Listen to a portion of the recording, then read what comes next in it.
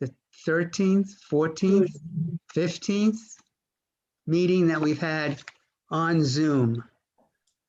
Soon we'll be back, I assume sooner than later, to meeting in person. And just to give you a heads up, we are looking at the possibilities, and I'm sure we're not the only ones in New York City, in the United States, in the world, to look how we can have post-pandemic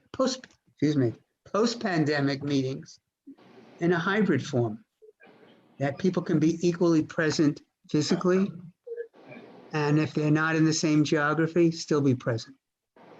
Okay. We are required to meet in person under the New York State open meetings law, but some of those requirements have been suspended because of the pandemic by the governor. That's why we can meet it in these conditions, Zoom. So we have an agenda, 13 items. I don't know if everybody has seen the agenda. We organize our agenda by type of license application. So I'd like to start with our first group, which is group number 1, alterations, class change. Yeah, Bert, just a couple more introductory things. Yes, go ahead, Frank. So both this committee and the community board only make recommendations. We don't have the power to grant or deny a license. This committee will make a recommendation to the full community board which will take its own vote on these items, not until the end of July 28th. We combine our summer meetings. So the full board meeting that will consider these is on July 28th. Anyone can be heard for 2 minutes at any subject at that meeting. The community board will then make a recommendation to the State Liquor Authority. But again, that's only a recommendation. So I urge anyone who has a strong opinion on any of these matters to submit their views directly to the SLA in advance of either the 500-foot rule hearing, if there is one, and there likely will be on most of these, and then certainly at the time the full board considers these. Finally, I just wanted to acknowledge that we had 8 new people appointed to Community Board 4 who attended their first board meeting last week. They're now deciding which committees they want to sit on. Every board member has to sit on 2 committees. So I wanted to welcome 5 new members who are in the attendee section: Ted Arenas, Bobby Barnett, Tina Nelson, Jesse Greenwald, and Candace Hewitt. And if you'd like to stick around and talk with the committee, or at least me, when the meeting is over, just raise your hand at the end of the meeting and Nellie will move you into this part of the meeting. That is also the procedure for anyone in the attendee section. If you want to speak in the meeting on a particular applicant, when Bert calls the applicant, please use the raise hand function to indicate you want to speak. Nellie will then move people into the meeting proper so you can be seen on screen and address us directly. Thanks. And one more item in our process. We first hear from the applicant, then we have a committee discussion, and then we open it up to community members. Okay, hope we covered everything. Our first item is 370 West 51st Street. That's between 8th and 9th Avenue. They are asking for a change in their class of operations. They want to upgrade to what we call an on-premise license. That means wine, beer, cider, liquor. Okay, is the applicant here? Yes, I am. John Dempsey. Okay, John, would you like to say something?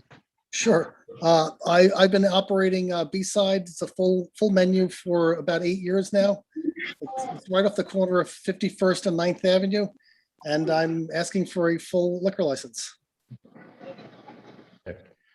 John, a couple of just clarifications on your STIP form. I just want to add a STIP that makes clear that the application doesn't extend to any permanent outdoor space or permanent sidewalk cafe, that it's only, to the extent you answered outdoor questions, it's only the open restaurants program. Yes, yes, that that's correct? correct. Yes. Okay, and then the other on page 6, and I think this is just the way we word things. We have a question that's in the negative. Will the sidewalk cafe not provide standing space for drinking or smoking? You said no, but I think you're agreeing that you will not let people drink or smoke. Yes, sorry, that's my mistake. I No, apologize. it's the negative in the question. We have to rephrase that. We have to rephrase that question. And then I just wanted to add that we have an email from Steve Belita, the chair of the Hell's Kitchen 4954 Block Association, to say John Dempsey attended our May Block Association meeting to discuss his intent to apply for full liquor license. John has always been a good neighbor in our community. We have had no issues with any of his operations in the past. There were no objections to his application. Okay. Now, is there, wait, first, any committee members want to make a comment, question? I have a question. The crosses means that's the selection I'm on sorry, the form? I'm not sure, I don't understand the question. Well, it's in each, did you mark the yes or no by crossing that? Yes, Or- yes, I'm sorry, yes, That's what you are doing, right? So, yes. Sorry about that. so you say, will applicant use a storm enclosure? Are you using one today, John? No, No? So we can change that answer? sure. Okay. Thank you. I Thank you. see no other raised hands. Anybody from the community, Nellie? No, I have no raised hands. Okay. I'd like to make a motion. Second, Okay, is there a second? second. All those in favor? Aye. Aye. Present not eligible? Abstaining. Okay. You got our recommendations, John. Thank you, guys. I appreciate it so much. Good luck. Thank you, John. Thank you, guys. Okay, I'm gonna stay in, but I'll turn my mic off here. okay. We're moving on to our section 2, wine, beer, and cider applications. I do want to say something that I neglected to say in the beginning. We, the BLP Committee, Community Board 4, we formulate all our letters in the negative. We recommend denial of this application unless these stipulations are met. And then the stipulations are what is in the accompanying application, and sometimes we negotiate additional stipulations that we ask the applicants to sign for. Okay. The next item we have on the agenda, number 2, is 751 9th Avenue. It's CC 751 Corporation. No name, that's the name. And is the applicant here? Yes, he is. Hi there. My name is Dieter Seelig, and the business name is Craft and Carry. Oh, CC, Craft and Carry. That's right. Yeah, we are a hybrid craft beer retail shop, as well as a on-premises tap room for customers to come and either enjoy a beer on premises or take a beer, cider, hard seltzer, hard tea, snacks to take home with them. We're about a 50-50 hybrid of an on-premises and off-premises shop. Okay. I have a question. I know we received a letter from the HK 4953 Association from Steve Belita. They had reached out to you asking you to come to their meeting, and you weren't able to come to their May meeting. I would make a very strong suggestion that you attend their June meeting. Totally. I know Brian was able to speak with him, but wasn't able to make it to the meeting, unfortunately. But yeah, that would 100%. We try to be as part of every neighborhood we're in. We try to take in part, block associations, neighborhood associations. We take that all very seriously. Okay. Dieter, a couple questions about your stipulation form. Sure. You didn't circle a type of music. Are you having only background music? Yeah. So we use a service that's take care of all the music rights. So it's all pre-recorded music that we beam out to all the stores. So it's the same playlist. People can't hijack it or change music. And it's all background music. It's super low key. We try to go with a hair louder than a coffee shop, but kind of a record store sort of vibe. Okay, thanks. One of the issues raised by the 4954 Block Alliance was that they said at the time you spoke to them, or your partner, you were unwilling to commit to keep the doors and windows closed whenever there's music playing inside. But it looks like on the STIP form, you've now said you will do that. Is that right? Yeah, well, I'm not sure in terms of that. What we had said was, especially keeping, we're going to have background music pretty much all times that we're open, with the windows that would be open. In terms of, we'd like to keep it open, especially in the foreseeable future with COVID and things like people may want it. Right now, the facade is completely closed. And our intention was to open it basically because we know that people might feel more comfortable with windows being open. With that being said, we really haven't had problems with noise. If there's something in terms of a time by midnight closing the windows or something like that, we can, we're frankly not a super late venue. So we have these hours, and right now none of our places are really going beyond 2 a.m. So we try not to be we're not really a wild place. There are two stipulations, both of which you said yes to. Sure. One is that they be closed, all doors and windows be closed no later than 10 p.m. on weekdays and 11 p.m. on Friday and Saturday. And there you go. So then that's it. I'm so sorry if that got changed. Yeah, so that one is yes. But we do also ask that you keep the windows closed when there's music or amplified sound inside, which means if you can hear it on the sidewalk, it's too loud. Sure. So you got to close the windows if the music can be heard by someone walking by on the sidewalk. Gotcha. Okay. So it seems like there's no way around that. We totally understand that our music isn't very loud, so we that should not be a problem. Okay, and again, that's the city law, not not ours. Mm-hmm. And then the other thing, the Block Association raised, they said there was a discussion about a 3 a.m. closing 7 days a week. We would ask that it close earlier Monday through Thursday.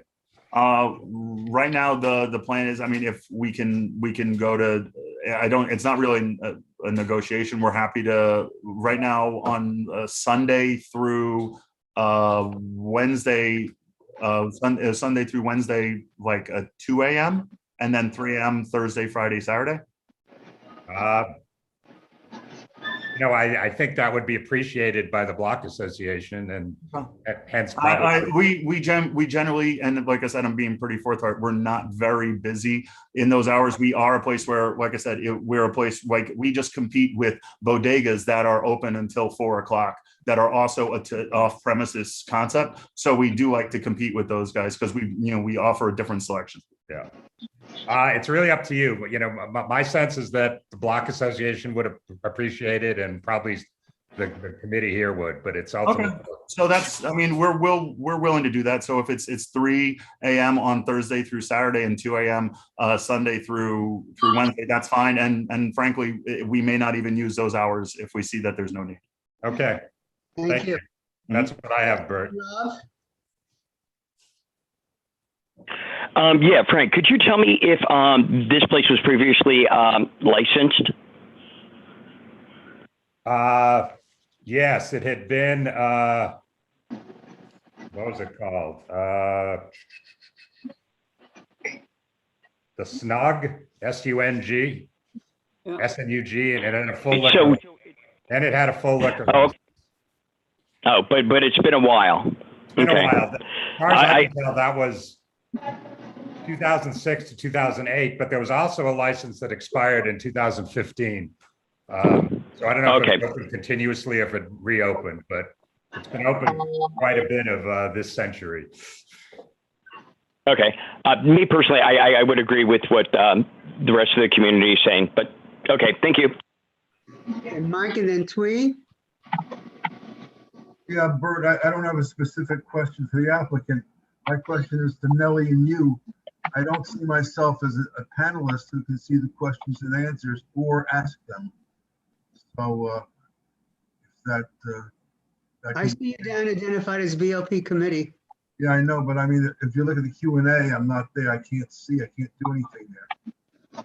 Because I was going to ask Sophie, for example, to mute herself. If that's okay. Sophie, who we met the other day, Yes. full person, but that would be appropriate.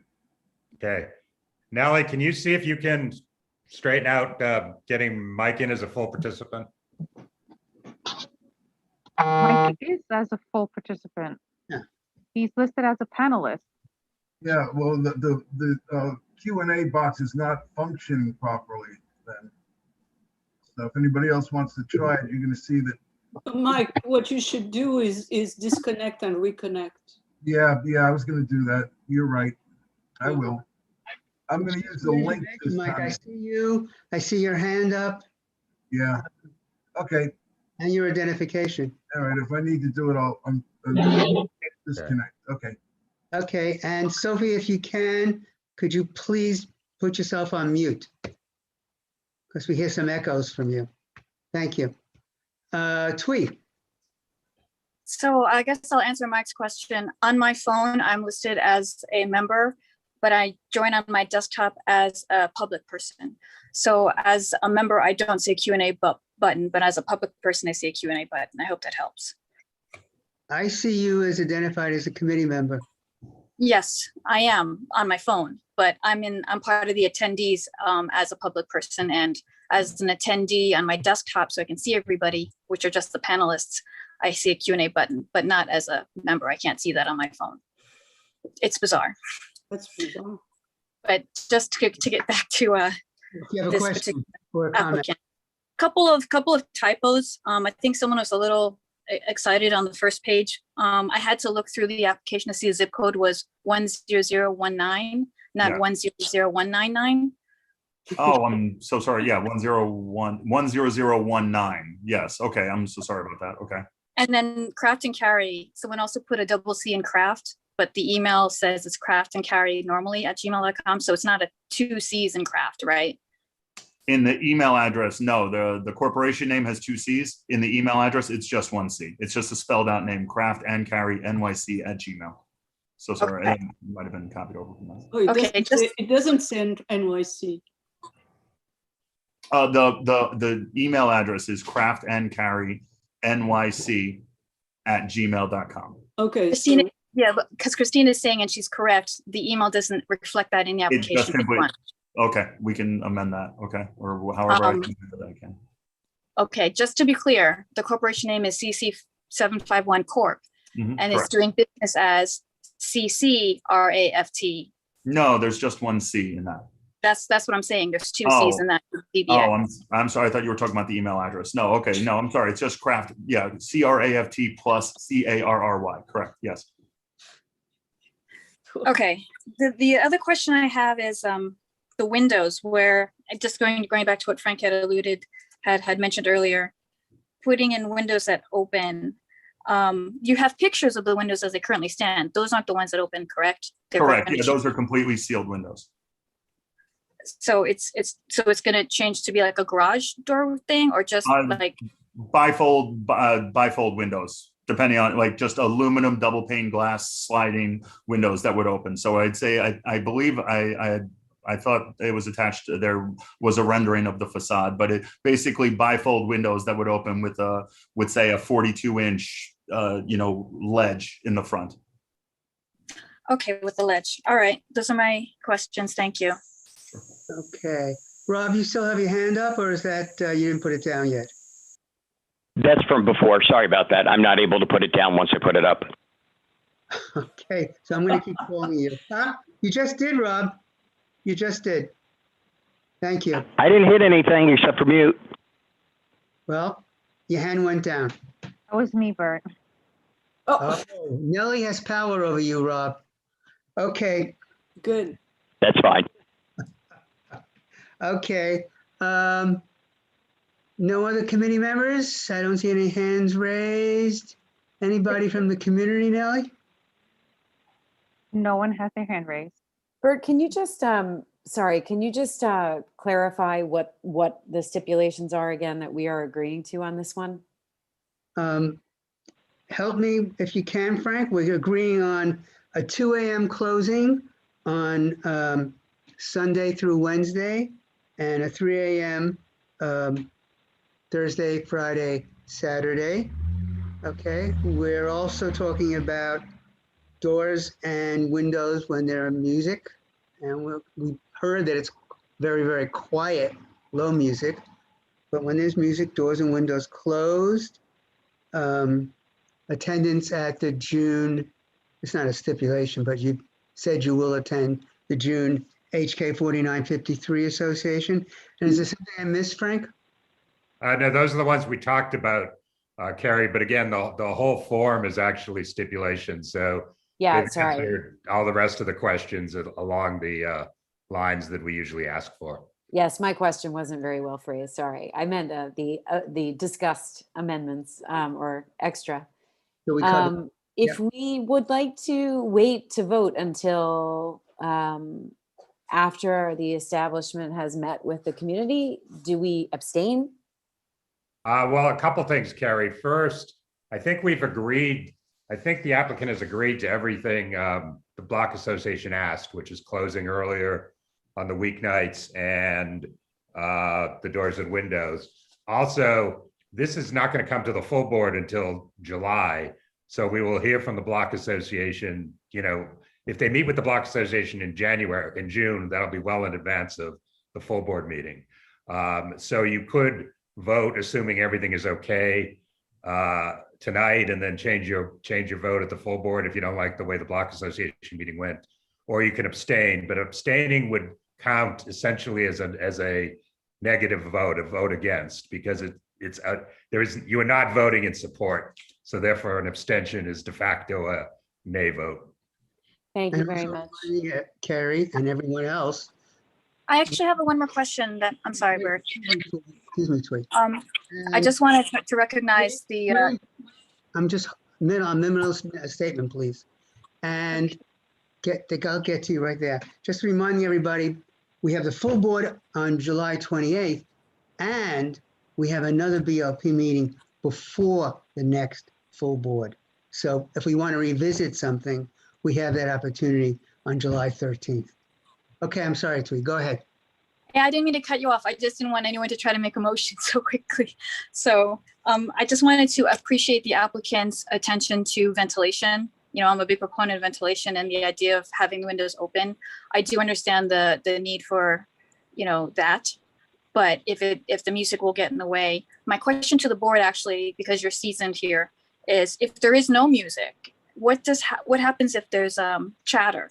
Like if it's really loud, like you really can't control people talking, laughing, and all that stuff if the windows are open. Is that a consideration? No, we have not, as you say, we can't really control it, and to a large extent, the operator can't really control it. So the way we deal with that is asking for doors and windows to be closed no matter what by 10 and 11 p.m. weekdays and weeknights. So at least at that point, they're closed.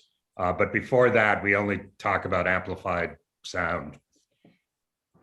Okay, thank you. Okay, do I hear a motion? Motion. And is there a second? Second. I got Inga is a second. Sorry, Rob. She raised a hand before I heard your voice. All those in favor? Aye. Aye. Aye. Abstaining, present, not eligible. Okay, thank you. Opposed? Anybody opposed? I didn't see any opposition, any hands up for opposed. Neither for abstaining nor present, not eligible. Item number 3. Thank you so much. Thank you. Appreciate Good it. luck. Item number 3, 857 9th Avenue, between 55-56, and this one has a name here, Across the Park. 12 p.m. to 12 a.m., 7 days a week. We have a letter from HK 4953-54. Frank, do you want to quote from that letter? Yes. That Block Association says that the applicant contacted the Block Association on May 23rd to notify them of the application. Steve Bolita, the chair, then responded twice to the applicant asking him to attend our May Block Association meeting. He never responded back and did not attend our meeting. So of course, we have no idea of his operation. He sent no details. This is concerning that he reached out to the community but did not follow up. Neighborhood concerns would be open doors and windows, backyard use, amplified music, and queuing. Okay. Is the applicant here? I am here. I'm the attorney for the applicant, Kathleen Stathopoulos. Can you hear Hi. me okay? Hi, how are you? Would you like to do a presentation? Would you like to respond to the letter from the Block Association? Yeah, I can't respond to that because it was my client that reached out to them, so I don't really know what transpired. I will tell you that in their concerns, they shouldn't have me because we have no backyard. We have no open doors. We have background music only. It's not amplified. And we have no outside service. Okay. As you just heard, Kathleen, this is not going to go before the full board until the end of July. So can you commit to have your client meet with the Block Association at their June meeting if they still want him to? Yes, could you just tell me what block association that was again? I missed it. It's HK 49-54 Block Alliance. And their email is hk5051@gmail. At Gmail. Okay, no problem. I'll take care of that tonight. Very Okay. good. I Thank had you. a couple follow-up questions. You didn't circle any music. Are you going to have at least background music or? He will have background music. Okay. And then on page 2 of the STIP form, the numbers seem very low. They are very low. No, Yeah, are those like COVID 50% numbers, or we want these numbers to be? No, that's it. That's it. 3 tables and 8 seats. That's it. What you see? Okay, because the prior operator had 8 tables and 27 seats and 7 at the bar, but this is really all he wants? That's it. So I think I think the C of O only allows for 19. That's my understanding. So I don't really know how they had 27, but. Yeah, the prior people said the C of O was 74. I don't know where they got that from. Yeah. All right, so these numbers are correct. That's correct. Yeah. Okay. And to the extent you answered the questions about outdoor use, that's only the open restaurants program, correct?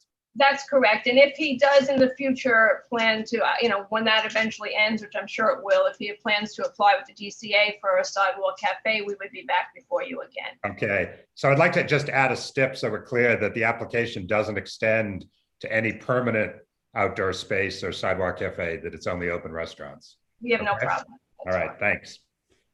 Okay. Any questions from committee members? Comments?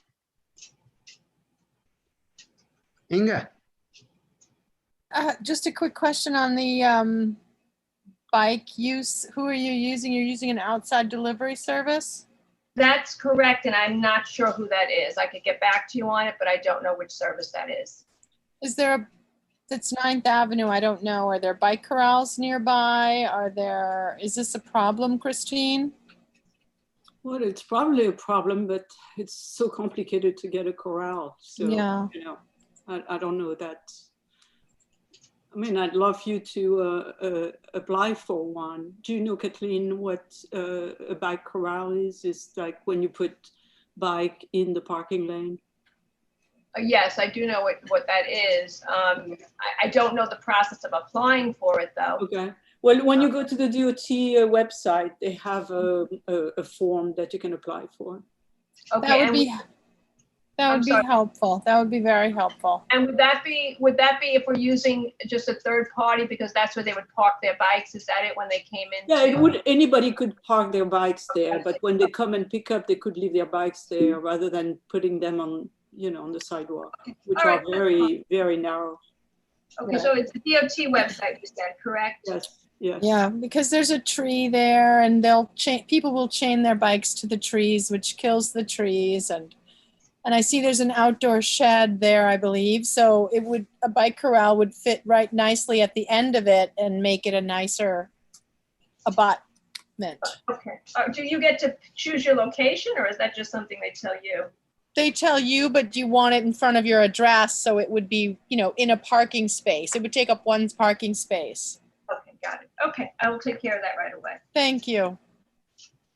Thanks, Bert. Okay. Anybody from the community, Nellie? Yes, I have 3 hands raised.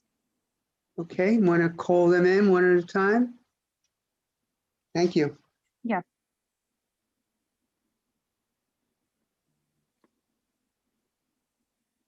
Annetta Marin.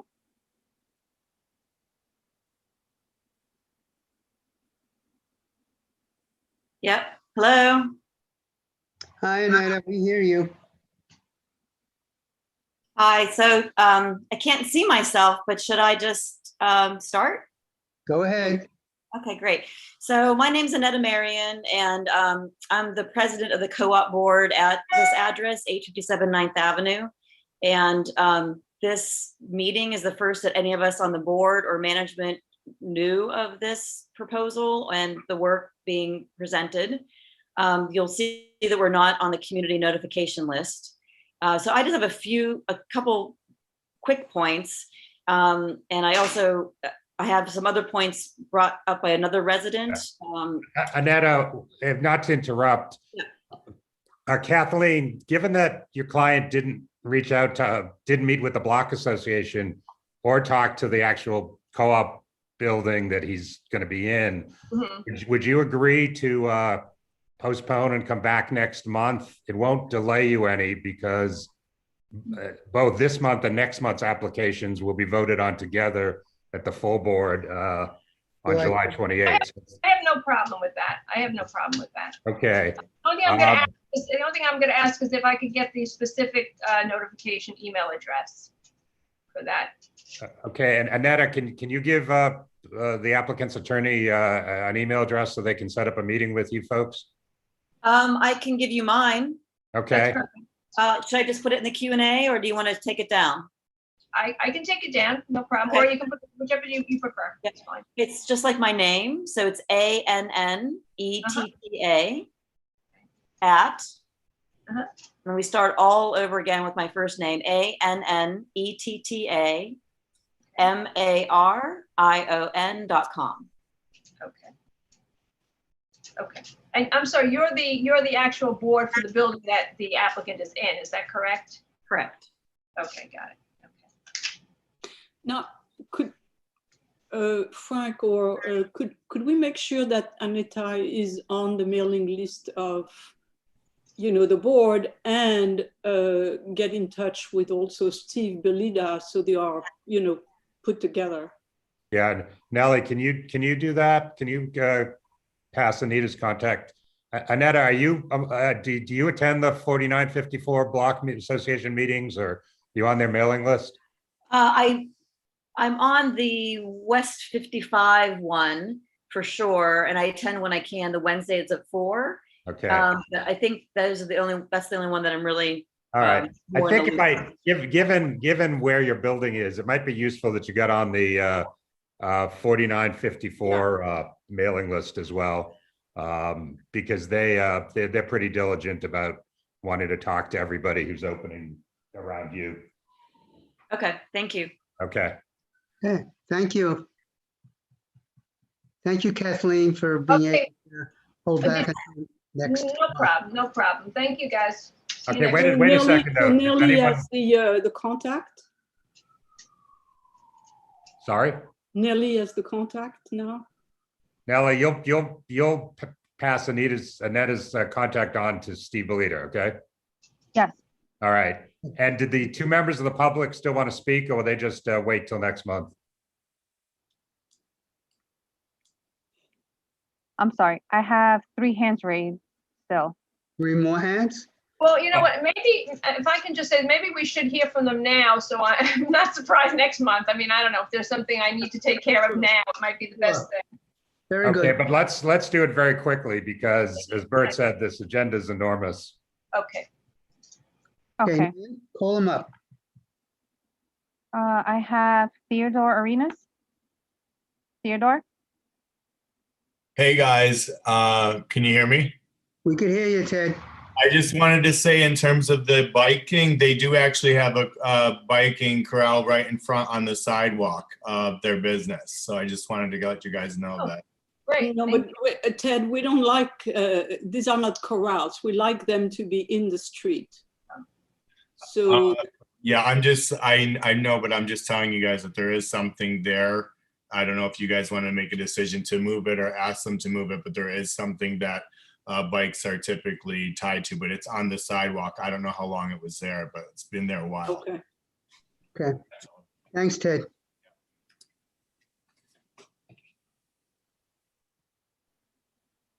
Next, I have Chris LeBron. Chris. Thank you, Co-Chair Lazarin. I appreciate it. Frank, Inga, nice to see you. It's been a while. I just wanted to get a point of clarity. This is the storefront location formerly known as the Snug. Is that correct? Yeah. All right. Okay. So this is the craft beer bar. So I saw your website. So my question is this: I saw that you posted up 9 local cities. No. Okay. Snug was the last one. Oh, This I was- missed it. I missed it. Then I yield. Thank you so much, everybody.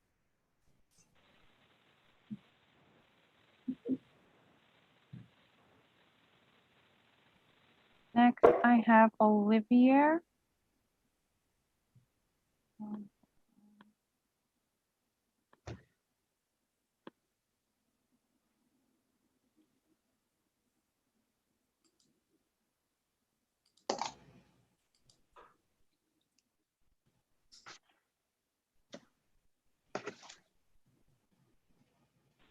Olivier? Hello. Yes. Hi, my name is Olivier Schmidt, and I'm also a shareholder at the address 857 9th Avenue. I'm like another wondering the project is, haven't heard it before. And generally I'm concerned about the noise level because so we had issues with restaurants with the same leader and the noise comes in the shaftway. So concerned about noise, I'd like to have information about the noise level in this project in particular. Thank you.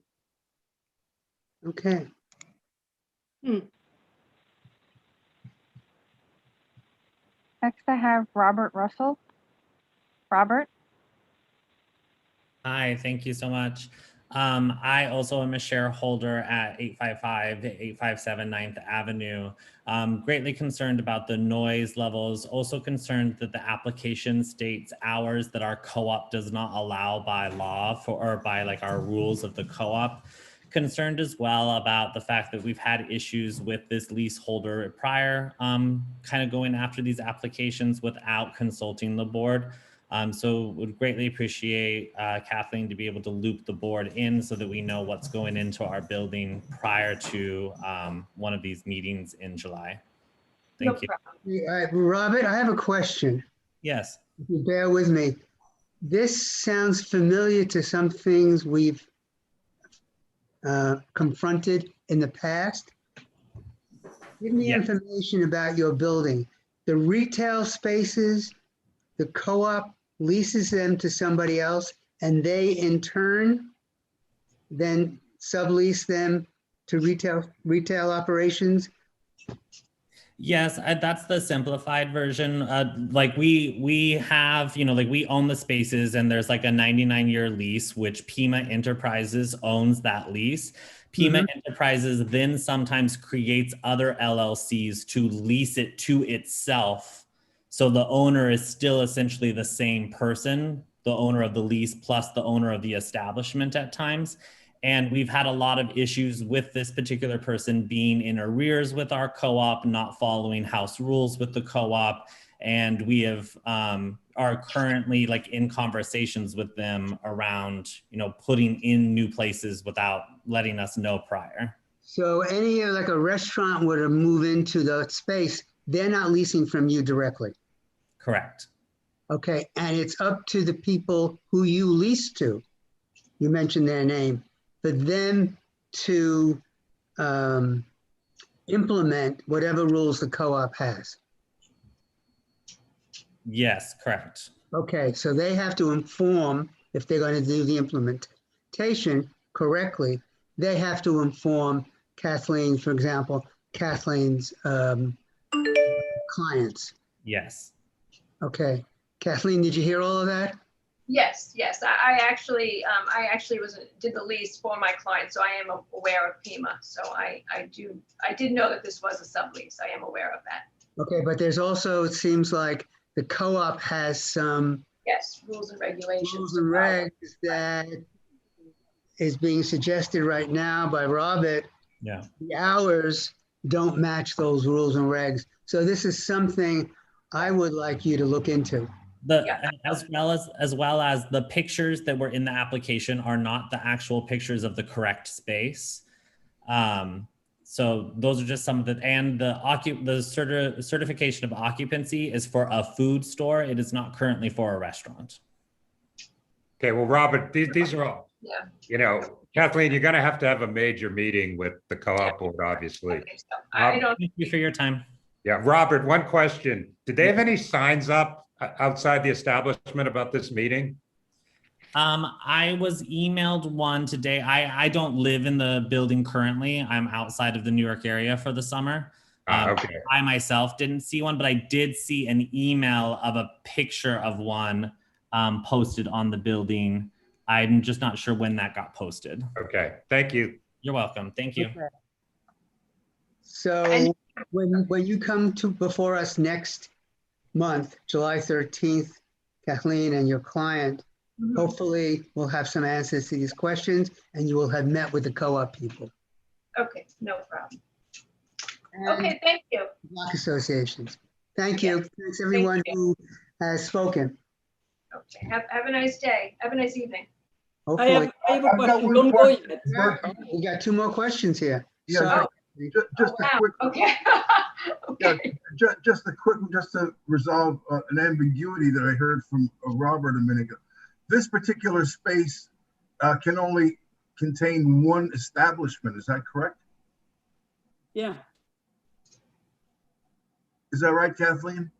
He could not partition the premises into like two places. No, of course not. No. It have to follow the C of O for the building. It can't separate it. No, of course. Okay, and I have a separate. Christine. I'm sorry, I have a separate question. I heard Roberts and everybody said they have had sound problems. So it seems that the sound is traveling up by some pipe or whatever. So I would strongly recommend that you do a sound study and you see what is the problem so it gets resolved before you move in. Second that. Because even if it's background music, but it comes up through the pipes, it's going to bother everybody. Okay, yeah, I will talk to my client about that. Okay, thank you. Okay, moving on. Who knew? The next two on the agenda, item 4 and item 5, though are in two different categories. Item 4 is a wine, beer, and cider license. Item 5 is a full liquor license. Two different addresses, 383 West 31st and 383 West 33rd. Two different addresses, but they're both in the new Moynihan Train Hall. Mm-hmm. Hello. Just letting you know. Yeah. So, hi, may I speak? Can I speak? Is that okay? Well, hold on. Yeah. We'd like to do number 4. Are you with number 4? The Moynihan Train Hall. Oh, wait, are you in item number 4, Gift, New York? Yes. Okay, great.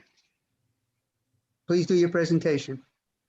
Yes, I'm CEO of the restaurant group called Gift USA, and we are going to open a new restaurant in a food hall in Moynihan Train Hall in the end of September this year, and then we want to apply for a beer license for the space, in the tenants, in the food hall, and we're gonna be one of the tenants, and then Yeah, that's all about it. And then like from 10 to 12 a.m. Like we love to sell wine. Okay. I have no comments, Bert. Anybody have questions? I'm just curious about the bicycles now. You're going to have bicycles. Where are you going to store them? Bicycle. Yeah. For pickup, I mean delivery. Yeah. To orders. That's like they're working on that. Like the Bernardo, which is like the landlord for the space for the building, and yeah, the pickup space. There's not gonna be a bicycle inside, and they always like keep like bicycle outside of the space. I mean like the building. And then they come, the delivery guys, they come to. That's Christine's concern, sir. And then I can move, excuse me? That's, I think, Christine's concern. That's my concern because the sidewalks on 31st Street is very narrow. And if you're putting bicycles, I mean, where is it, you know? Right. But then bicycle, we are not selling like the thing is like we are not selling alcohol outside of the space. I mean, like from our shop, like for delivery purpose. No, we understand that, but we when you tell us what you are doing, we like to understand how your whole operation is going to affect the neighborhood. So what I'm asking you is to maybe get back to us with an answer of where are going to be the bike parked, okay? Okay, so like I cannot answer to that question right now, but then. No, I know. I'd like you to come back or send us a note about that. Yes. Okay. Thank you. And our timeline is our recommendations go to the full board July 28th. So we definitely would like an answer way before that. July 28th is gonna be. No, I think we'd like an answer by the end of June. Yeah. So The end of June. You can come back to this committee next month if there's a problem. So by the end of June, okay? Is that okay to get that reply to the email or? Yes, an email to the board office is fine. Okay, so let me clarify the questions, but then like bicycles, like where do we keep the bicycles? Like, Yeah. Yeah. Where do you keep the bicycles during the day when people are coming, picking up for deliveries and taking it away? So they leave the bicycle somewhere and then, you know, and we want to know where. So even though that are not related to selling alcohol from the shop, but it's still like we have to inform you guys. Yes, Yeah, it's related to the method of operation. Okay, got it. That's okay. I got it. I just wanted to understand. And your license, yes, your license includes your method of operation. Okay, got it. Thank you very much. Yes, of course. Like I'll reply to the email. I'm gonna send that email. Like once I confirm. Thank you. Thank you. Thank you. Of course. So. Like to make a motion? And the motion is, Rob? Did we check with the public? No, we haven't yet. Oops, sorry. There's no raised hand.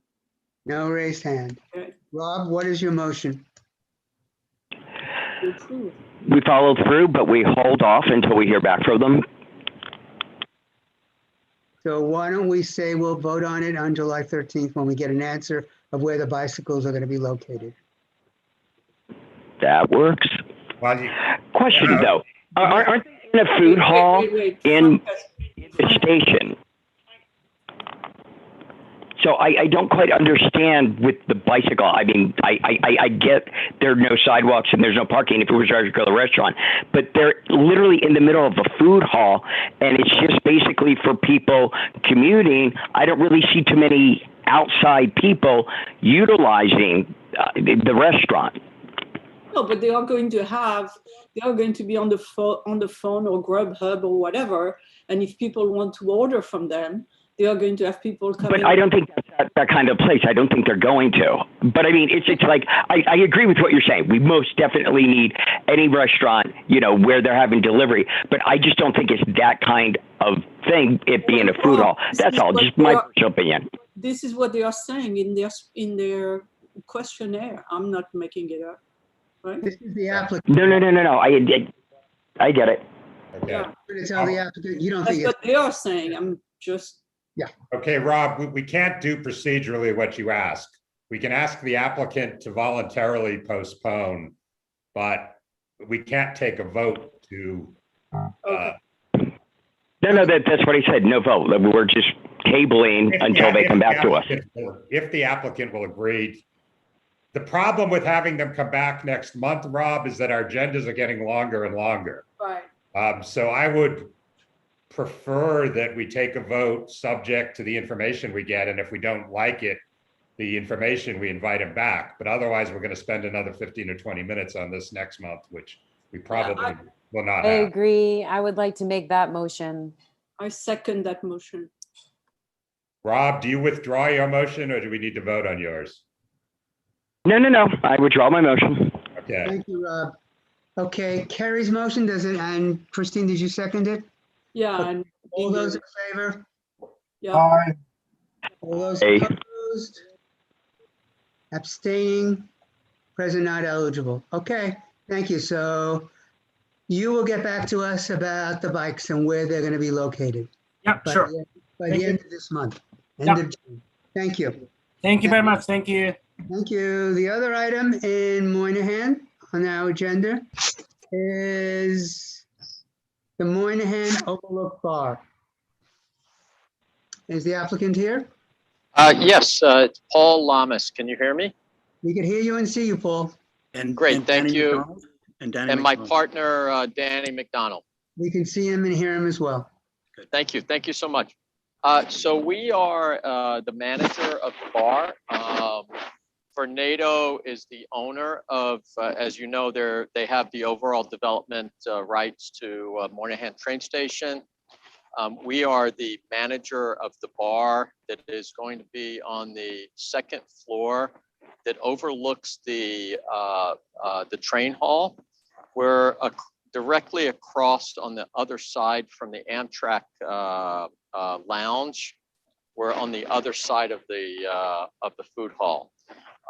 We were here last month for approval of the main bar that is in the actual food court. And this is a much smaller bar. It's really a bar for commuters that don't have time to go downstairs to the main food hall. And we have a very nice food menu that's oriented toward kind of commuters coming by and looking to get a quick bite to eat and a drink before they head out to wherever they're going. And we're on the entryway that leads right into the post office on the 8th Avenue side of the building. Okay. I have nothing, Bert. Any questions from committee members, comments? No, I have the same question about deliveries. You said you're going to do deliveries by bicycle. I don't think so. That was an error. I apologize. So there's no. We're not doing that. We're not. Know the routine right now. That was bizarre. Yeah. All right. We're not so- doing no bicycle deliveries. Okay, so I'm going to change the answers to those questions. That's fine. Thank you. No. Thank you. Okay. No issues about where you're parking the bikes. Nope. Okay. Anybody from the community, Nellie? No, no one. Okay, do I hear a motion? Yes, motion. Christine seconds it. Okay. All in favor? Aye. Opposed? Present not eligible? Abstaining. Sabrina, welcome. Thank you very much. Thank you very much, guys. Thank you. Good Bye-bye. luck, guys. Thank you. Thank you. Number 6, Sabrina. 455 West 17th Street. It's called NAS 17. Hours of 5 p.m. to 12 a.m. Monday through Saturday. I guess they're closed on Sunday. Applicant here? Hello, my name is Josh Fouquier. I'm the owner. I'm here to represent NAS 17. I currently have a restaurant in Community Board 8 on the Upper East Side called Sushi Naz. What I'm proposing to bring to this community is an offshoot of our location on the Upper East Side. It's a 6-seat restaurant, so it's very small. It's a very high-end restaurant. We only seat 12 guests a night. We don't plan on having any outdoor seating or takeout or delivery options. And we won't be playing any music either. And we're actually, the hours of operation are until 11 p.m., not midnight. All right, so you want me to change your STIP form to 11? What was that? Shall I change your form to 11? Or do you want to keep it at midnight? Yeah. We could actually keep it at midnight, but we plan to have everybody out by 11 p.m. Right. One question. I don't know about this specific building, but many of the buildings that are owned by this landlord only allow wine and beer licenses pursuant to the term of the lease. I assume that's not true of this building, but you should make sure of that. Yes, it actually was true of this building, but we did, it was something that was negotiated and spoken to with the landlord, Clinton Housing, and they understood that this is an exceptional circumstance because of the type of restaurant that we are and the fact that we are only seating 6 guests at a time, and it's quite a discreet business that should not, under any circumstance, disrupt its neighbors. Okay, so Clinton Housing is okay with your having a full liquor license? Correct. Okay, thanks. Kui? I was just trying to remember what you said. I heard 6-seat restaurant, but then 12 guests at night. How does that work? So we seat 2 seatings of 6 every night, one at 6 p.m. and one at 8:30. Okay, it sounded like alternate sitting and standing. On page 3 of 27, it says there are 2 floors and 60 people. What does that mean? So there is a basement which won't have guests. It's a prep basement and walk-in refrigerator. And I guess that number is referencing the legal occupancy of the entire space. As listed on the certificate of occupancy. Okay, but even with the capacity of 60, you'll only have 2 seatings of 6 people.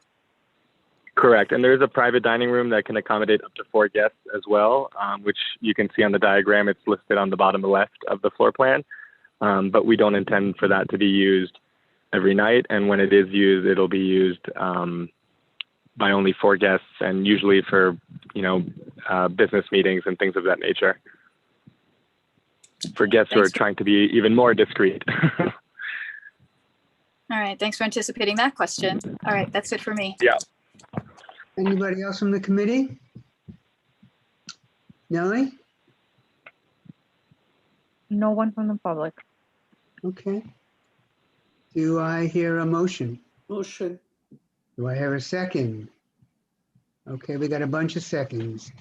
Sabrina Inga, okay, all in favor? Aye. Aye. Person not eligible and abstaining. Okay, good luck. Thank you very much. Okay, 7 and 8 are also both in the Hudson Yards.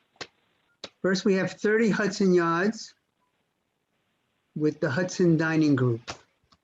This looks like a corporate dining area because it's 74th to the 80th floor. Frank, did you take a site visit to this, or did some people? Yeah, Mike Noble and I did a virtual site visit. Do you want to tell us something about it? Yeah, well, and Christine, you'll know this building because this is several floors below the thing you and I visited when it was under construction. What do they call that now with the jutting observation deck? The Triangle of Bermuda. Right. It's the edge. The edge. I'm just so this is below the edge and is so high up it would seem unlikely to bother anyone. It well follows our regulations that it be above any surrounding residential buildings. They've also agreed to our closing hours, no music. And again, because it's a catering license, it's similar to what we've considered in other places because the space can only be used by employees and their guests of the tenant. Thanks, Frank. Is the applicant here? What do you mean from what tenant? From related? It's like the Deutsche Bank or the Google ones we did in the past months, whatever business is in here. Oh, okay, so it's a business. Yeah, but Lindsay can explain that. Go ahead, Lindsay. So before I give the details, I just wanted to mention, I have someone from the applicant with me. Her name is Ashley Parrish, and she needs to be moved over so that she can speak if you have any questions for her. I'm sorry, repeat the name again, Lindsay? Ashley Parrish. Her last name is Perich. Okay, I will move her over. Okay. So the applicant here is Hudson Dining Group LLC. They are a subsidiary of Patina Restaurant Group. Patina is a national caterer. They currently provide food and beverage service in New York at the Lincoln Restaurant in Lincoln Center. They will also be a parent company of the concessionaire at the New Islanders Arena in Long Island. This application is for a caterer's establishment license providing corporate catering to the business Kohlberg, Kravis, and Roberts & Co. There will be no service to the general public. They're only seeking to provide food and beverage service for events that take place for that company, their employees, and guests. The license would cover the 74th through the 80th floors of the building, just to give them flexibility over the different conference rooms on those floors, as well as the other offices on those levels. There is one outdoor area connected to the 80th floor. The outdoor area would not have any entertainment. It would just be seating for food and beverage consumption on occasion. There may on occasion be entertainment on the inside, but our hours are fairly early. They're only looking to go until 10 p.m. Monday through Friday. And Lindsay, Lindsay, on page with we list the capacity of every floor. You only have one total for the 80th floor. Is that both indoor and outdoor? Yes. Okay, could you give us, you don't have to do it now, but could you submit a breakdown of what's indoor and what's outdoor capacity on the 80th floor? I actually do have the details. The outdoor capacity is 230. Okay, so that's what you have on the form. So that's all outdoor. So what's the indoor capacity? For that floor. And Ashley, would you happen to know what the indoor, I apologize for that. Would you know what the indoor capacity is on the 80th floor, Ashley? I do not know off the top of my head. I'll have to confirm it tomorrow. I apologize. Okay, if you could, again, just by the end of June, if you could redo that page so you have two lines for the 80th floor, one outdoor and one indoor with capacity and hours and whether you're gonna have bars out there and so forth. Sure, we can do that. And just for your information, the hours regardless they're 6 a.m. to 10 p.m. indoor and outdoor. And then they may have a bar outdoor on the 80th floor. It would be a temporary bar that rolls in and out, but that's the only bar. Yeah, just spell it out. But we'll also update the form. Yeah, just spell it out. So 5 years from now, when we're trying to figure out what's going on here, we'll have an accurate form. Sure. And Bert, I just wanted you to have those details. Yeah. Bert, that's all I have. Okay, thanks, Frank. Anybody other committee member comment? Anybody in the community, Nellie? No one. I'd like to make a motion. Okay. Good. Is there a second? Yeah, Carrie. All those in favor? Aye. Opposed? Aye. Abstaining? Present not eligible. Okay, thank you. Thank you. Okay. We're moving now on to item number 9. 258 West 15th Street. That's No, between- 55. We have another Hudson Yard. At item number 8, we hit up. Sorry. Yeah. Rushing ahead. Another Hudson Yards, 55 Hudson Yards. You wish. Is the applicant here? Okay. Yes. Go right ahead. Hi there. Harry Callion here. I'm the general counsel of Bluestone Lane. So this is 55 Hudson Yards. This is in the Hudson Yards Mall. This was formerly the Maison Kaiser. We are taking over. We've already opened actually, just for cafe service. We have Bluestone Lane. We have 25 locations in the city. We have a few we actually have 2 others in Hudson Yards as well. One with a liquor license. We also have one in the CB4 jurisdiction at Chelsea Piers. And this is the same concept as Australian cafe concept. We have 2 different models. We have a cafe model and we have a coffee shop model. This is our cafe model. So it's a robust full menu. Just one piece of blocking and tackling. Our application says the closing at 11 p.m. It's actually 9 p.m. So we can amend that and resubmit it. I apologize. That was a mistake. Harry, I can change it. The hours, the 11 does not mean you have to stay open till 11. It's just what's going to be on your liquor license. So do you want to change it to 9 or do you want to leave it at 11? Well, I mean, the plan is, I mean, we could keep it at 11. I mean, currently it closes at, I think between 7 and 8. We have, so I don't think we can do it either way. It's your call. But if we change it to 9, you will have to stop selling alcohol at 9. We can leave it at 11. I mean, we don't foresee ourselves I mean, it's not going to stay open to past, but okay. We can leave it there. And then there's one other thing. There is a small outdoor area that Maison Kaiser had as well. It's an urban plaza outdoor area. We submitted the diagrams showing it, but in the questionnaire, it wasn't indicated. There's 8 tables and 32 seats. They're the same layout that Maison Kaiser had. And we did submit the drawings with our questionnaire, but we failed to, the application is incorrect there. Okay, is that on private property? Yes. It's on the plaza. Okay. Right. That's part of the Hudson Yards Plaza. Okay, and therefore your storm enclosure would be on private property as well, correct? Correct. And I'm assuming you have no outdoor bars there, right? It's just the 8 tables and 32 seats? Correct. There's no bars in the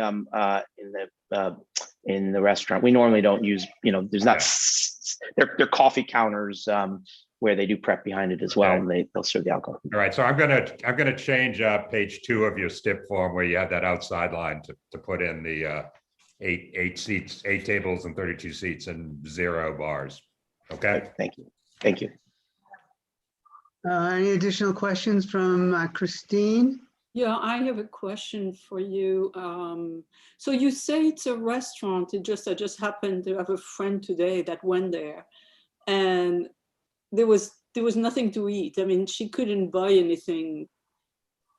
It was really kind of buying bars or whatever, but there was not much to eat there.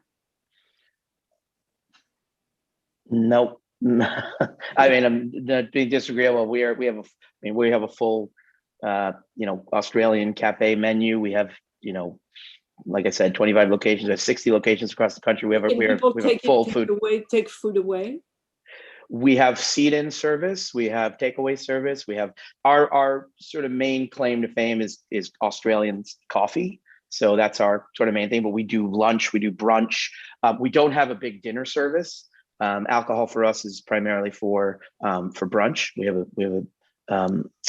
decent brunch service. Maybe because you just opened there. I mean, she told me she came and she said, "I don't have anything." There was nothing to eat there. Did she go to the Hudson Yards location? Yeah. Mm-hmm. Well, she was trying to go to Maison Kaiser and it had changed, right? So the 55 Hudson Yards literally just opened yesterday. Yeah, that's the reason why. Right. So they were doing free coffee for all the guests and everything. But we have 2 other locations. We have one at 30 Hudson Yards and then one at 20 Hudson Yards as well. And those, Okay. I mean, if you go to our website, you read all our reviews, we have very, very excellent food, we Okay. think. All right. Any additional comments, questions on the committee? Okay, Nellie? No one from the public. No one out there. Okay. Do I hear a The motion. Okay, Rob, thank you. Second? Yep. Okay, we got a bunch of seconds. Okay, all in favor? Opposed? Aye. Abstaining? Aye. Was that an aye? 4, Mike? I guess it was. I want to tell you about that. Abstaining, present, not eligible. Okay, thank you. Thank you very much. Bye-bye. Bye. Now we go to item number 9. 258 West 15th Street. Proposed name is the Gadfly Lounge.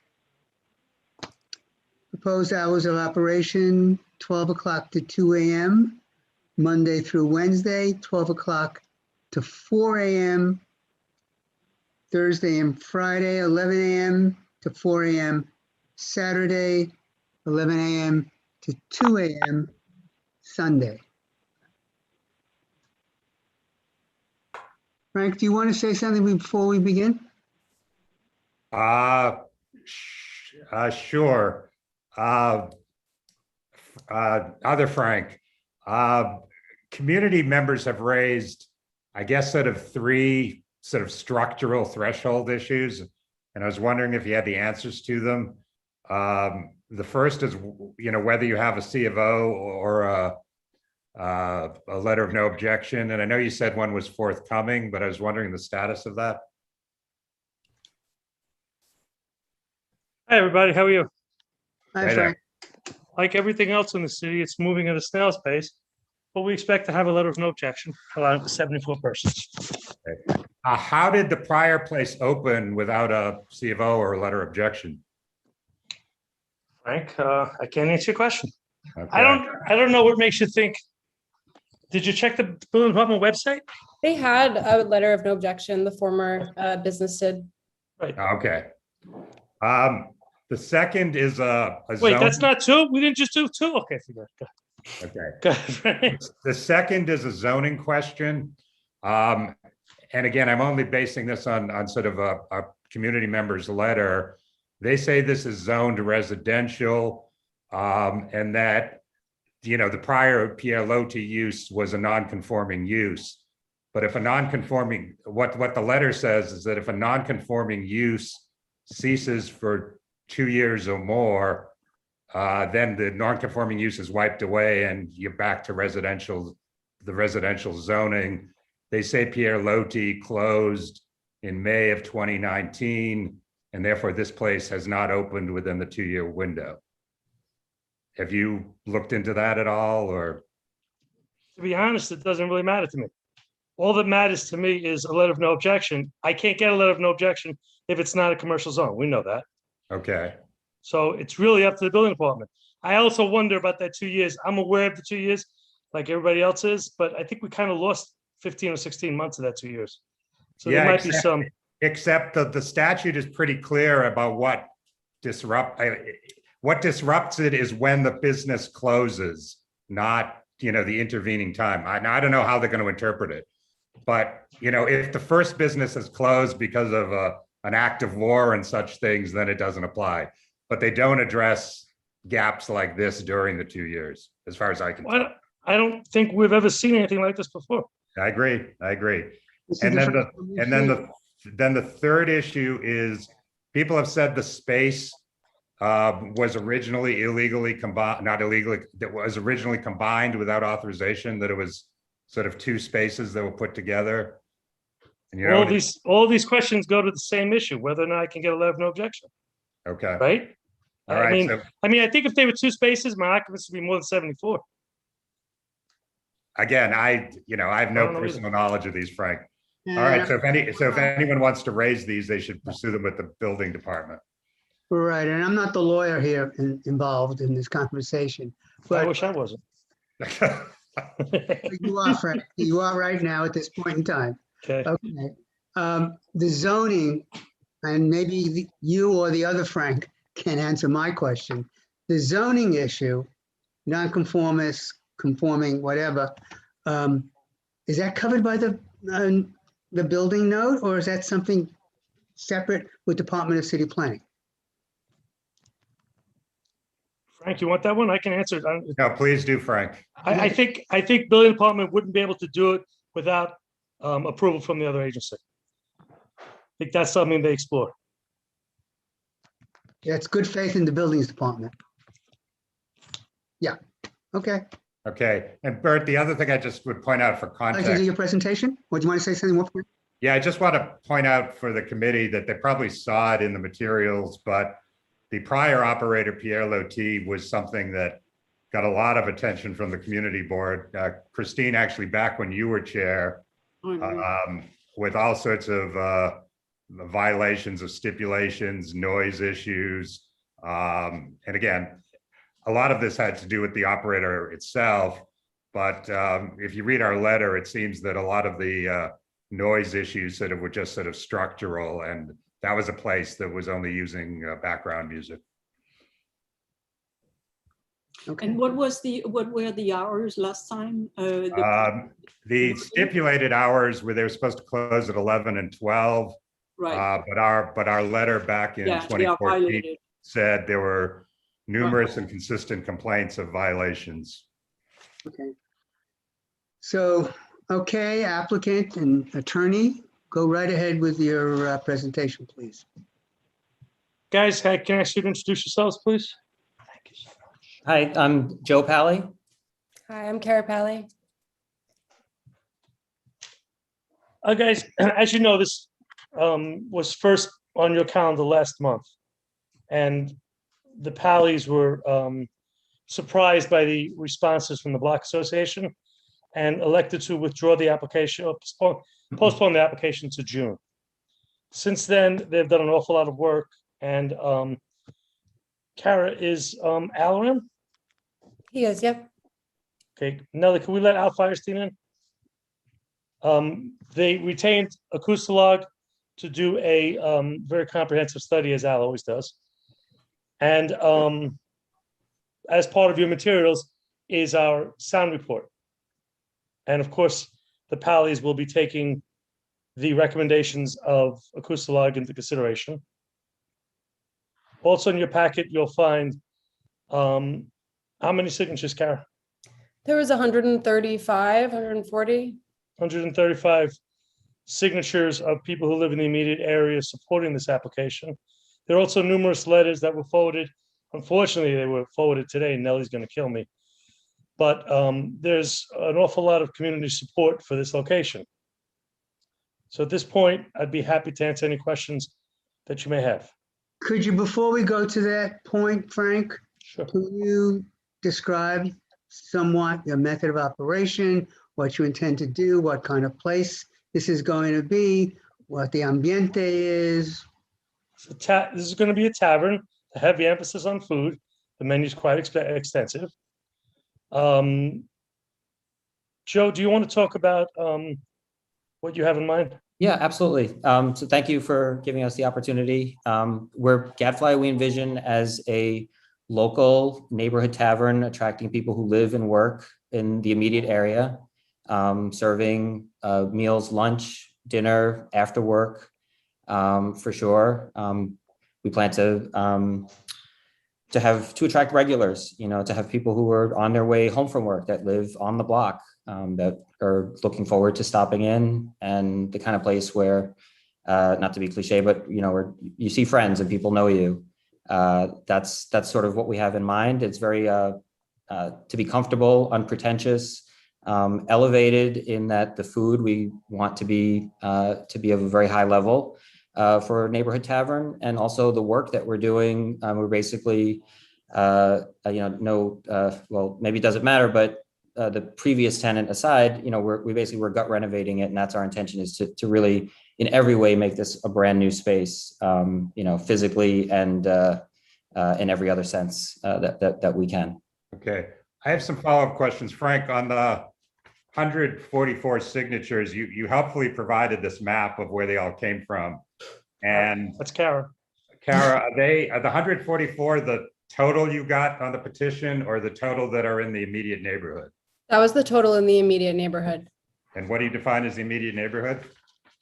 Within Chelsea, if you look, I mean, they're not totally organized by street, but probably half of them are on in a 1 block radius. The others are, you know, within a 10 block radius. There's a couple outliers, but it's pretty concentrated right around the bar. Okay, because if you're looking at the little things on the map, they're sort of scattered much further away than that. There's some that extend farther. There's a lot that are duplicates. Clustered. Yeah, they're sort of clustered. So if 2 people in the same building both signed, it'll only make 1 marker on the map, for example. Okay. There seems to be confusion about what sort of outdoor space you're using. So putting aside open restaurants for a minute, are you seeking your liquor license to extend permanently to any outdoor space? No. No. No. Okay. And then in open restaurants, where would you what would you be using? The sidewalk or the roadway or none of it? Or It would be the roadway right in front, similar to some other establishments around there. That would just be the temporary for COVID, so we could provide service to folks looking to sit outside for those so reasons.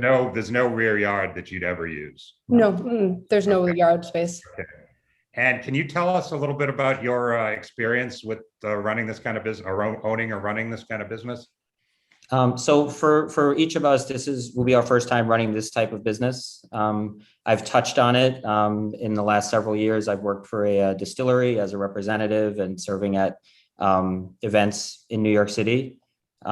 Before that, I worked in basically public relations.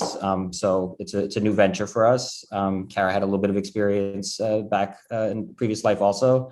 And so we're relying on an extensive network. However, I also grew up in restaurants through my father's business and continue to this day to have a large network of friends, family who are also available as advisors and have been.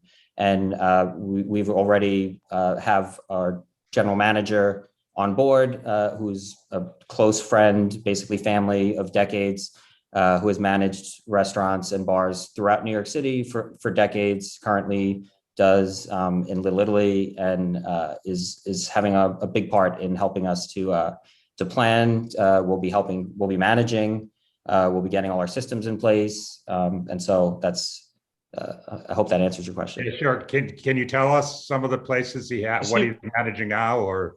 Is he around, Joe? Yeah, he's actually here. He's actually with us. Here if you want to speak with him. This is Dave. Hi, how are you? Hi there. Hi. So where have you managed? Right now, I am running the kitchen, and I'm also a chef in literally in Vincent's Clam Bar. Okay. On March Street. Thank you. All right. So just to summarize for the committee, I'm not going to get into the substance of the letters because we'll see who speaks. But as of this morning, at least, in favor, there were 4 people from this actual block, 2 people from 15th Street, and 5 others. Opposed was the West 15th Street Block Association, the Council of Chelsea Block Associations, the 100 West 16th Block Association, and the 100 West 1718 Block Association. In terms of individual letters, there were 3 letters opposed from this building, 21 opposed from the 200 block, 8 from elsewhere on 15th Street, and 10 from elsewhere in the city. Nellie, did you have a chance to look at what just came in? Do you have any numbers on those? No, I'm sorry, I did not. Okay. Frank, do you know what you sent in today, or? Sure. There were, I believe, 14 or 15 letters of support that were sent in today that we received, that were sent to the community board directly over the past several weeks, but that we combined and resubmitted again today. Oh, so they're duplicates. Nellie, we have everything that you had as of yesterday, right? Yes. Okay. So And I added more this morning that I received overnight and some today. I sent everyone an email saying to recheck Dropbox. What time was that? I want to say somewhere between 8 and 11 a.m. this Oh, morning. okay. All right. So I've looked at these since then. Okay. All right. So I'm happy to summarize these letters if points aren't made during the public comment period. But I just wanted you to have a sense of the numbers. I have one question. I'm curious, knowing that this location had a problematic history, what drew you to this location rather than an avenue spot? If I was a real lawyer, I'd say assuming facts not in evidence. We were really surprised to get this response. No one had any idea. Okay, assuming that's irrelevant, the history, what drew you to a side street rather than avenue? Joe and Kara have been looking for an awful long time, and a number of deals have fallen apart. And they were following the advice, which was take over an existing license rather than bring a new license to the neighborhood. And that's what they did. That's what drew them to it. Drew them to this. Understand, that doesn't answer the avenue. Okay, that's their answer right now. I see other hands raised. I just wanted to ask though, Frank, do you want us just before we open it to questions, should we just describe a little more? Because Kara has definitely prepared a little more about our outreach efforts since we're preparing. I know it's I was gonna get to the outreach. But go okay, ahead. sure. Okay, well then No, let Kara do it. Sure. Yeah, I mean, we've basically spent the last few weeks speaking with lots of people in the neighborhood. We've been kind of overwhelmed by a lot of the response. We've had a lot of positive feedback from folks in the neighborhood. We've done everything from putting posters up in the windows. Sure, we sent letters to all the residents of the buildings above us. We held 4 separate meet and greet events for the block association, for the residents of the buildings. We gave out our personal cell phone number to everybody, inviting them to speak with us. So we definitely have tried to, we've really been looking forward to meeting all these folks in the neighborhood. We've done so. We've had mostly all positive responses, honestly. Any, concerns that were brought to us, we addressed and tried to, modify our plans accordingly. So we've really tried to, speak with everybody possible about the bar. Okay. It's a very impressive outreach. Thank you.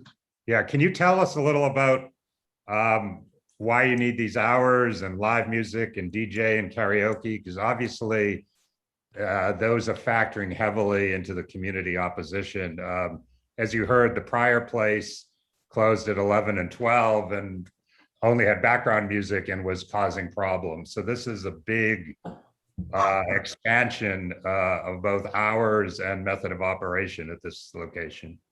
We could definitely talk about the music and all of that. One thing that I do want to make sure is clear is that the previous tenant, there's no soundproofing currently in place. That's something that we're going to absolutely put in that we can talk about. And Alan is definitely or going to talk Alan, about, who's on yes. the call, could talk about.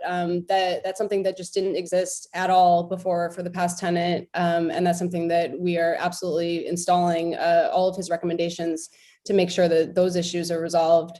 Yeah, I would say, right, with us planning to implement, in large part, whatever, that Alan is recommending, and then, having every intention sincerely of being good neighbors, that it will be night and day, that it's almost, you would not recognize us from, you won't even think about PRLOT, because we're talking about an extremely, very different operators as far as how we will operate compared to what was there before. Okay, but putting aside PRLOT, Sure. I would just generally be concerned, and Frank, your lawyer, will tell you this, about, live music, DJs and karaoke in a residential building. So let's talk about that, Joe. Okay, sure. So as far as the typical program, as far as entertainment would be background music, very similar to any of the other establishments around. We're not talking about blasting music. We're talking about at a level, again, that Alan will be helping us to set, that especially given our soundproofing implementation plan, we would not anticipate would cause any disturbance to the neighbors. As far as the boxes that we check, because we would like to have the option to, occasionally do certain things. Karaoke, for example, I know that there were, some neighbors who that raised some alarms for. Our plans for karaoke, we're talking possibly once a month on the weekend, concluding by say midnight at a very, reasonable, same thing, and taking the same measures as far as volume and sound control.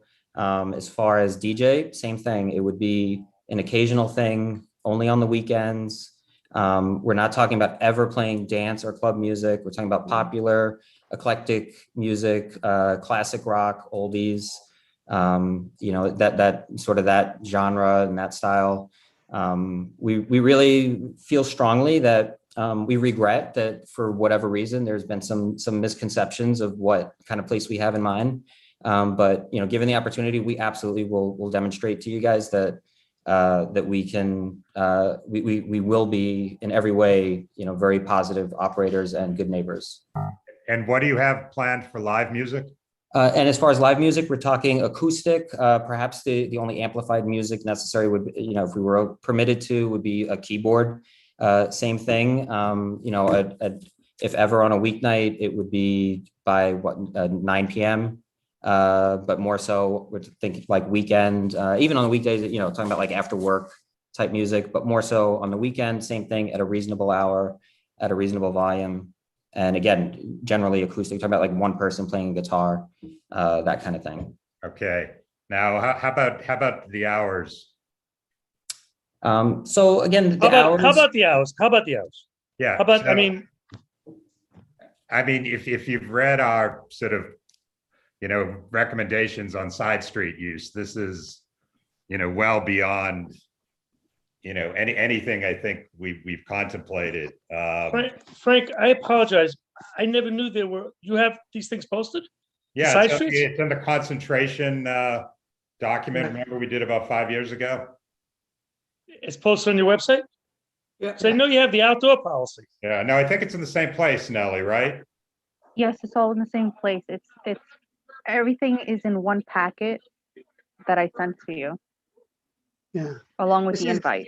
These were the recommendations, Frank, of a report that we did. It's about 5 years ago. I think Christine was on that committee. I was on that committee. Frank, I think you were on that committee. Paul was. No, Paul was not. No.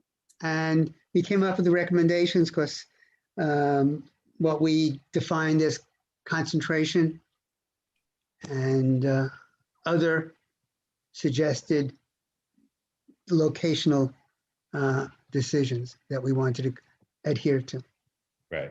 Which again, we understand these are not, we understand it's not a sort of binding policy or anything like that, but we urged applicants for full liquor licenses to, try to stay to the avenues and avoid the side streets. And for side street hours, I think we said 10 and 11 or something like that. Okay. But with that context, I'm just sort of curious what the applicant has to say about the hours they're seeking. So I would say, should I go ahead, Frank? Yes. That that it's certainly a range. It's not as I get it that it's at the higher limits, but that we would like to have the opportunity, for example, like we're to be able, if we have a crowd of locals, of people who live on the block, who come in after work, to be able to to not have to kick them out, to stay. And same thing, if we're talking about anything that would be of greater concern, like karaoke or DJ, that those would be only occasional, that those would be over at the times that are stipulated, and that otherwise we're talking about background music. And if there is, when the hours when there's a crowd, that we also have a security plan that we're prepared to, that we've shared and would implement to again to not even to put a spin on it, because in reality, we feel like, and we've heard this from some of many of the neighbors on the block, that they would welcome later hours because it brings a greater sense of safety and security to the block, having some liveliness and some businesses open and the lights on. There are 2 vacant stores on either side of us. There's one vacant store. Right, this whole mixed use portion of the block has been entirely vacant. Right, we're one of 4 retail spots in a row. Certainly there are residents above us, and but yeah, as like I'm saying, I mean, we think that we can really bring a positive aspect to the neighborhood, and to the block especially, And, we're ready to hear, what the concerns are. If I could express any regret, it's that I do wish that, we had a chance, and I'm grateful that we're able to discuss it now and present it to you guys, but I really was looking forward to presenting it more one-on-one in advance of this to the folks that we know have some concerns, because I do think that, we can certainly put some of those, to rest by sort of meeting us and hearing what we actually have, in mind for the neighborhood. One concern with late hours, and this is late hours anywhere, not you specifically, has to do with what you can't control. In other words, you can control, we hope, what goes on in your premises. What you can't control, or is much harder to control, are what people do when they leave. Whether they're standing around outside smoking, whether they're making noise, walking down the street at 4 a.m., whether they have, cars coming, waiting for them that are idling. And, there's a lot of noise that accompanies the sort of last hour at bars generally. And the later you make those closing hours, the later all that impact on the neighborhood happens. And again, I'm not addressing you specifically here. It's just something we know happens everywhere because we hear about it constantly. Right. I mean, to the extent that there's anything that we can do to control our crowds, control our, how we're operating, that, we intend to be very proactive in all those measures. Okay. Frank? I think Frank, if you recognize that the advanced 30-day notice, I don't even think we had security to begin with. And security was added in response to the neighbors' concerns. So in the security report that you have, he lays out how he's going to make sure he exits people quietly. And on top of that, I mean, I respect the work that this community board does. I never would say anything to demean it. The report that you did 5 years ago was pre-COVID. And I think the world's changed an awful lot in 5 years, guys.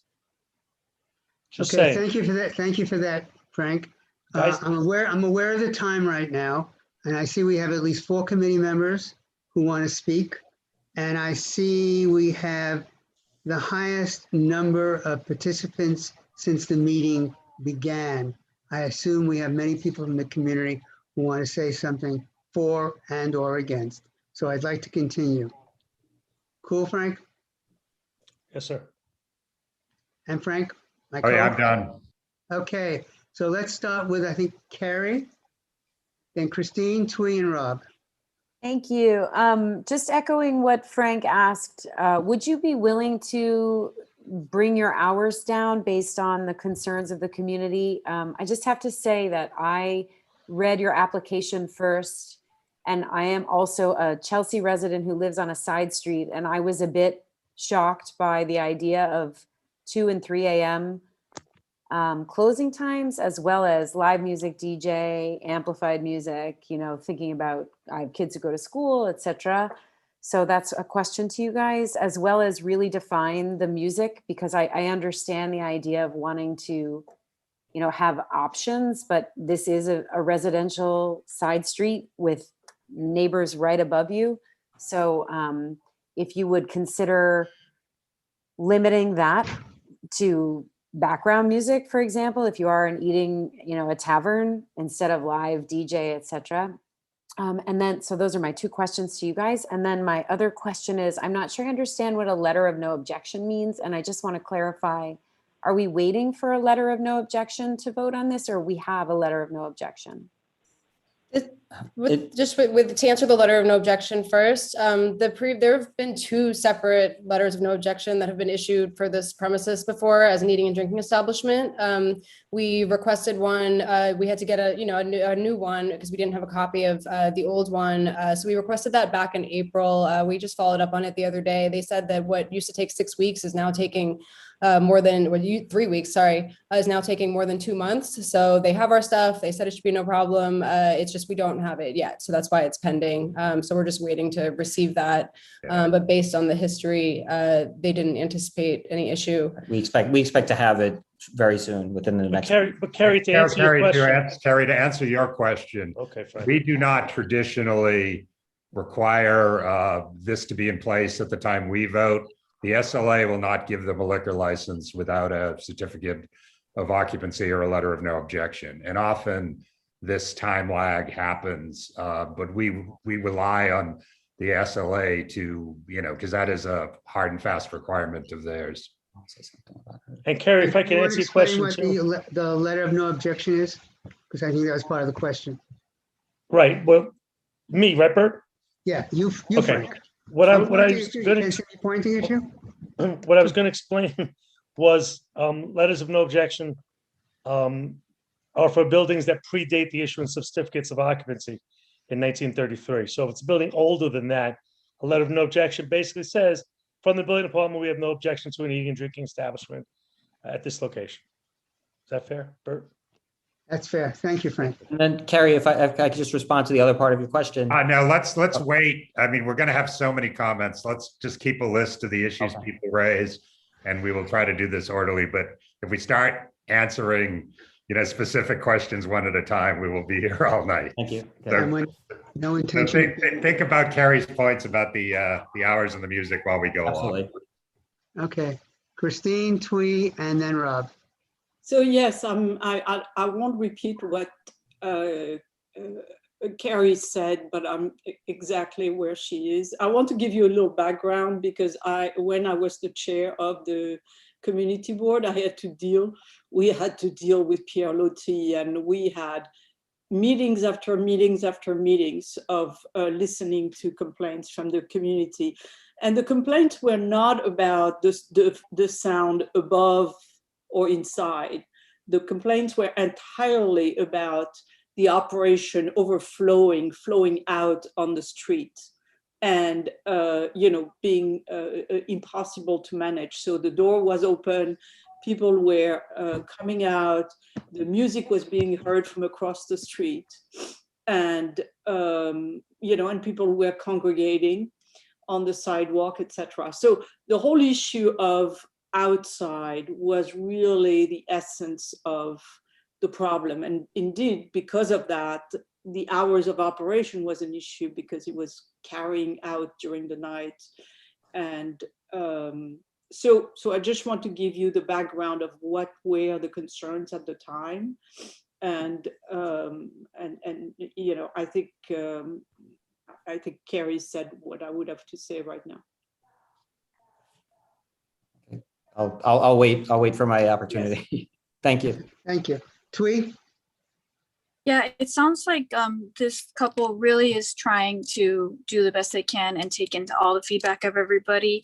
When Frank Palillo, I'm sorry if I did your last name wrong, he said that there's a sound report, we'll take recommendations into consideration. That was like a red flag to me. I didn't know if all of them would be taken into consideration. It sounds like they are.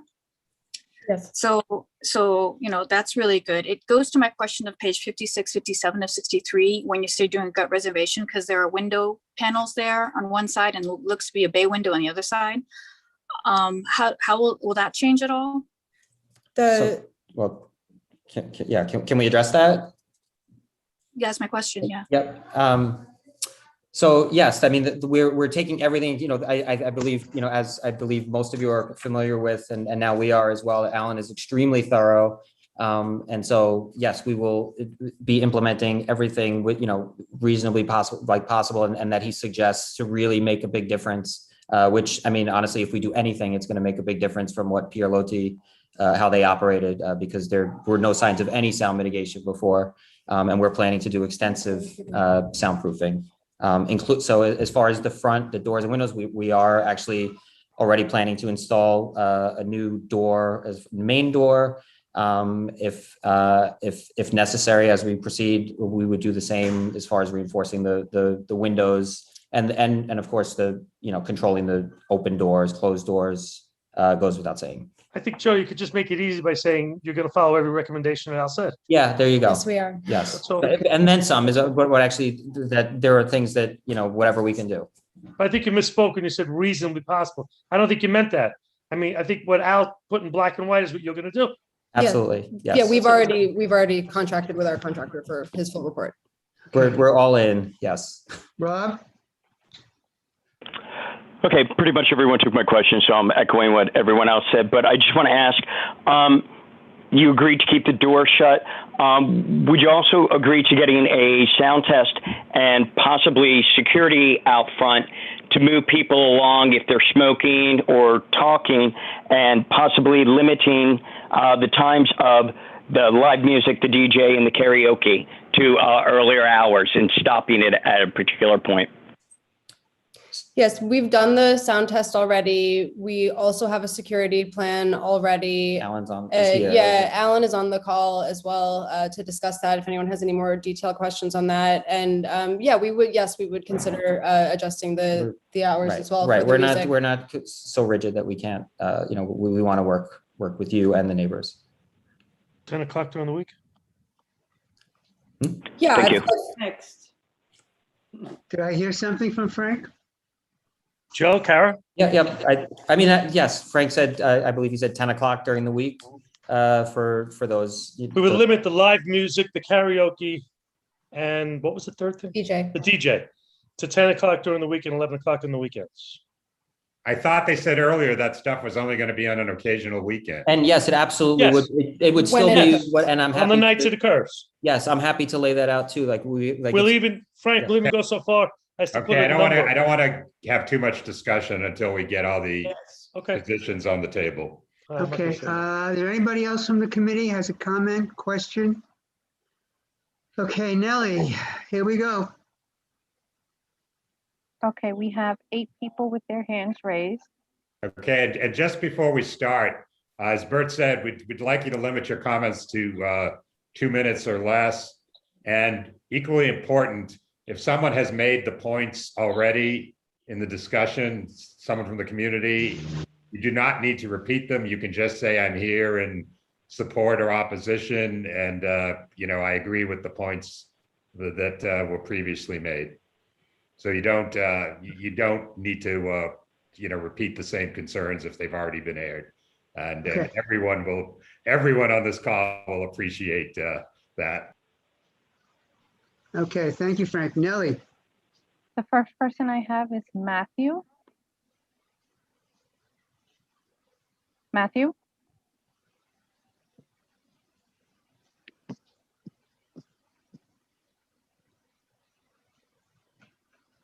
Can you hear me? yes, we can. I'm Christine Curtis. I have registered and I am speaking on Matthew's computer, and I live at 259 across the street. I have had long-standing concern about this type of operation. I did appear before Christine and Community Board 4 before Pierre Lati. So I do think that is still a great issue of their promises to close, and they didn't in years of difficult living. It is totally untenable to have some enterprise want to come into a residential street and petition to be open to 2 o'clock or 4 o'clock every night of the week. There's no way that one can live here and have that type of intrusion every day. I have been here before when Pierre Lati did in fact have karaoke, did in fact have DJ noise. They have a sliding door, which you keep not really addressing, that is open in the summer, and no amount of noise abatement will control the noise coming out. I could hear the people talking, their conversations at 3:30 in the morning. I reported that before to the board. This will just be untenable. The major issue here is, are we going to have any residential blocks or not? I did go over and talk to somebody who was sweeping the sidewalk in front of the Pierre Lati gadfly area, and he was extremely rude. He was one of your employees or whatever. He was speaking on your behalf. When I complained about concern about the hours, he told me that this was Manhattan and I could go live upstate. So I really do not expect that this is going to be a friendly relationship. I cannot imagine neighbors who cannot sleep till 2 or 4 in the morning wanting to come over and patronize your premises. I myself do intellectual writings, constitutional law writings and lectures. And so I cannot, as a woman who's almost 80, stay up every night till 2 or 4 dealing with the noise. I am not the only one who feels this way. So I think it's disassembling for you to say that you're going to create a wonderful place for the neighborhood to gather. Thank you, Christine. Could I just, I don't want to interrupt and drag this out I more, would like but. to finish. Wait, Joseph, Okay. like to continue. Okay. Next, I have Edward Curtis. Edward, you could speak now. Hello. Well, I think I can say that nobody has said what I've said, what I'm about to say. I really missed PLOT. They had a great bar scene. I was able to meet many of my neighbors there. I fully supported what Joseph and Kara were planning to do at the restaurant. And I'm looking forward to having something in this space rather than, as we have in Chelsea right now, a whole bunch of darkened storefronts. So I'm looking forward to this, and good luck, Joseph and Kara. Bye-bye. Edward, where do you live? I live on 16th Street between 7th and 8th. Okay, So, thank you. Thank you, Edward. Next, I have Daniel. Daniel? Hello, can you hear me? Yes. Hi, I'm Daniel Turkowitz. I'm a board member at 250 West 15th Street. So I'll be right next door to these folks. There's really no shortage of bars and clubs in the Chelsea meatpacking area. You go one block over on 14th, and just on that one block, there's 4 of them. And that doesn't count restaurants with beer gardens in the back.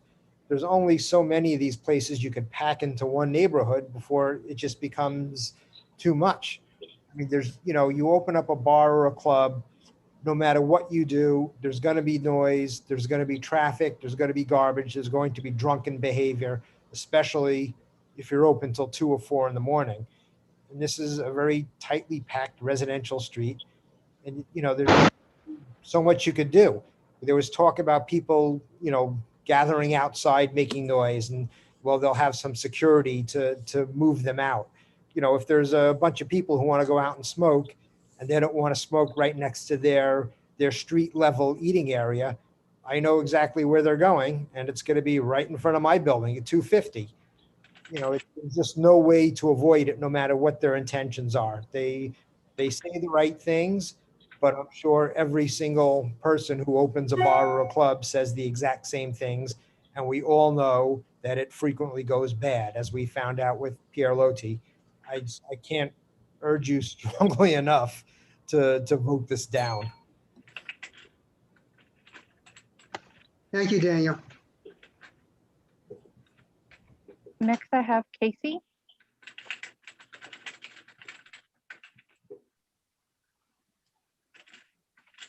Hi there, can you hear me? Yes. Hello, can you hear me? Wonderful.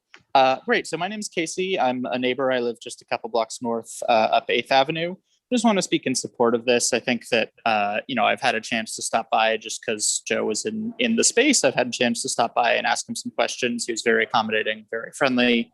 I trust that he'll be a great neighbor in the area. I also just want to say that there are a couple other restaurants and bars that are in very similar side streets right off of 8th Avenue. And to my knowledge, I live above one. To my knowledge, they have not had any similar concerns. In fact, I think there are even better spaces because 8th Avenue is such a busy traffic thoroughfare. And so side streets are a bit nicer for restaurants and bars and that sort of thing. I want to urge you to support this. I think it'd be a great addition to the neighborhood. Thanks very much. Thanks, Casey. Next, I have Stephanie. Yes, hi, may I be heard? You're heard. Hi. Hi, this is Stephanie. I actually live in 258 West 15th Street. And so anyway, one of the rejoinders that I've been hearing is that it's after COVID, things are different, from your guys' lawyer. If you want to take that route, one of the things you could say is that a lot of us are still working from home, and business model has changed in New York City for sure, where people will be continuing to work from home. And I really don't see how something that even stays open until, midnight is going to, be conducive for people in the area, much less people in this residential building who have to get up for, their regular jobs that start at, 8 a.m. So yeah, I'm definitely opposed to it. I do want to say I agree with what everybody's been saying in opposition, but I want to say something that Joseph mentioned about like a food list or whatever. It's something like that. It's something that stays out until 2 a.m., 4 a.m. This is like the last place that people go. Like the word gadfly means an annoying person. Like that's what it means. And I respect businesses that want to open up again. But I suppose I will just conclude by saying that this is not the right place. 2 to 4 a.m., even midnight is not the right place for people who have real jobs that they need to get a good night's sleep for and and make a living. So, Thank I you. wish luck, but somewhere else. Thank you, Stephanie. Next, I have Bobby. Hi there. Can you hear me? Yes, we can. So I am a member of Community Board 4, but I'm speaking for myself as a member of the public, as a resident of Chelsea. I don't live in the immediate area of this potential establishment, but I still wanted to offer a word of support specifically for the Palus. When they were doing outreach for this project, I raised a number of concerns relating to the residential block, the safety and the noise, and I found them to be really responsive and reasonable. And I think that they will work with the board, the block association, and other members of the community in order to make this a workable project. And I also appreciate that given the amount of vacant storefront, particularly on 8th Avenue and the surrounding area, that this will be an establishment that will fill one of those spaces. And particularly walking between the avenues later at night can feel a little bit desolate with those empty storefronts. So I did want to say that having a business there would be an improvement for sure. Thank you. Thank you, Bobby. Next, Nellie. Next is Rebecca. Hi there. I'll ask the same question. Can you hear me? Yes, we can hear you. Okay, great. So I want to echo the noise concerns, and I want to specifically ask whether there's a back door and whether the kitchen whether that back door is to the kitchen and whether that back door will ever be opened. This is a building that opens up into a series of gardens, if it opens up at all. And so we know that everything can be heard once you are in the garden. The noise reverberates off the walls of the buildings. We've had experience with this for years, some of it with bad actors, but also with good. And if you're having a quiet conversation in the backyard, that can be heard forever. But if the kitchen door is open, the rest of the residents in the back will hear kitchen noise until 2 or 4 in the morning. And secondly, I'm going to echo the hours concerns and just say that I find both the applicant and their lawyer remarkably disingenuous, and don't feel that we should be able to trust what they're saying because of the complete refusal to address the hours of operation. If this is an evening tavern, places people to stop by after work, 2 in the morning on weekdays and 4 in the morning on weekends is not that establishment. Thank you. Joseph, can we just address the back door issue before we lose sight of Yes, it? there is no backdoor access. There's no patio. There's no back patio. It's just the only access is the front door, and also there's two sides in the front of the storefront, and all of those doors, when there would be music, would be kept closed at all times. But is there a back door? No, there's no rear door that it goes to the exterior from the bar. There's no From the rear- kitchen. There's a kitchen window. There's no door in the kitchen. that There's goes an outside. it's possible that the caller is referring to as you guys are familiar with some of these old buildings that have the air shaft, which like these hidden alleyways that can't be accessed certainly by customers or residents alike. And any sound that can get in there, Alan will speak to if and when he gets a chance, that we will be sealing that up to be basically 100% soundproof. Okay, but there's no door that even an employee. Not at all. There's no gardens All right. or doors in this building. Okay, clear, that's clear. Okay, anyone else, Nellie? Yes, 2 more people. Next is Kathy. Hi, can everyone hear me? Yes, we can. Hi, Community Board 4. Thanks for the opportunity to have me comment. So earlier, Joe had provided a really, snug, warm, neighborly description of how much heart, budget, time it takes to build a business like this. I totally respect that. And I think, neighbors or anyone that's listening in would. I don't think that's at the heart of the neighborly opposition or concerns here. We're not dismissing the level of effort that it takes for you to build a business like this. I think that effort is very obvious. The concern here to me, and I think quite frankly, a lot of the neighbors here is this the right type of business to exist on this quiet residentially zoned area? Time and time again, throughout May leading into today's BLP meeting, neighbors have surfaced concerns via, emailing the building owner, emailing Joe and Kara directly, Facebook, and that's what prompted Joe and Kara to consequently post to the neighborhood, hand out cell phone numbers, retroactively. So the question at hand here, and I sincerely ask the board on behalf of the elders, children, the work from homers, to really consider whether Gadfly Bar is the correct type of operation to exist here.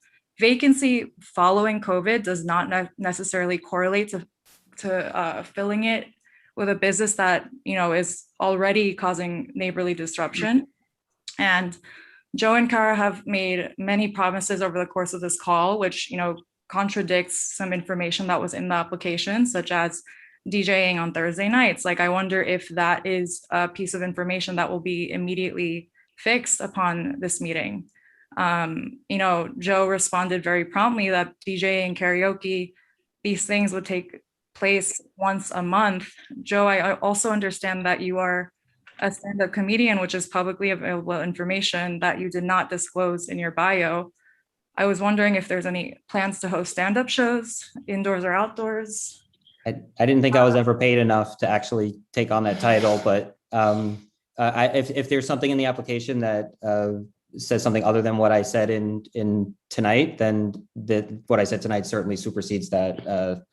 Everything I've said tonight is 100% honest and straightforward with you folks. Yeah, and I mean, anything like DJ, karaoke, live music. Please, Sorry, I'm not done with my comment. So I understand that Kara also collected 144 signatures. There is probably an equal amount of opposition and concern, ranging from Christine to, just people within the building and the neighborhood, not to mention the fact that our shared landlord's lawyer has been emailing me throughout the month of May to threaten to take me to Supreme County Court if I do not let Joe and Kara access to my apartment.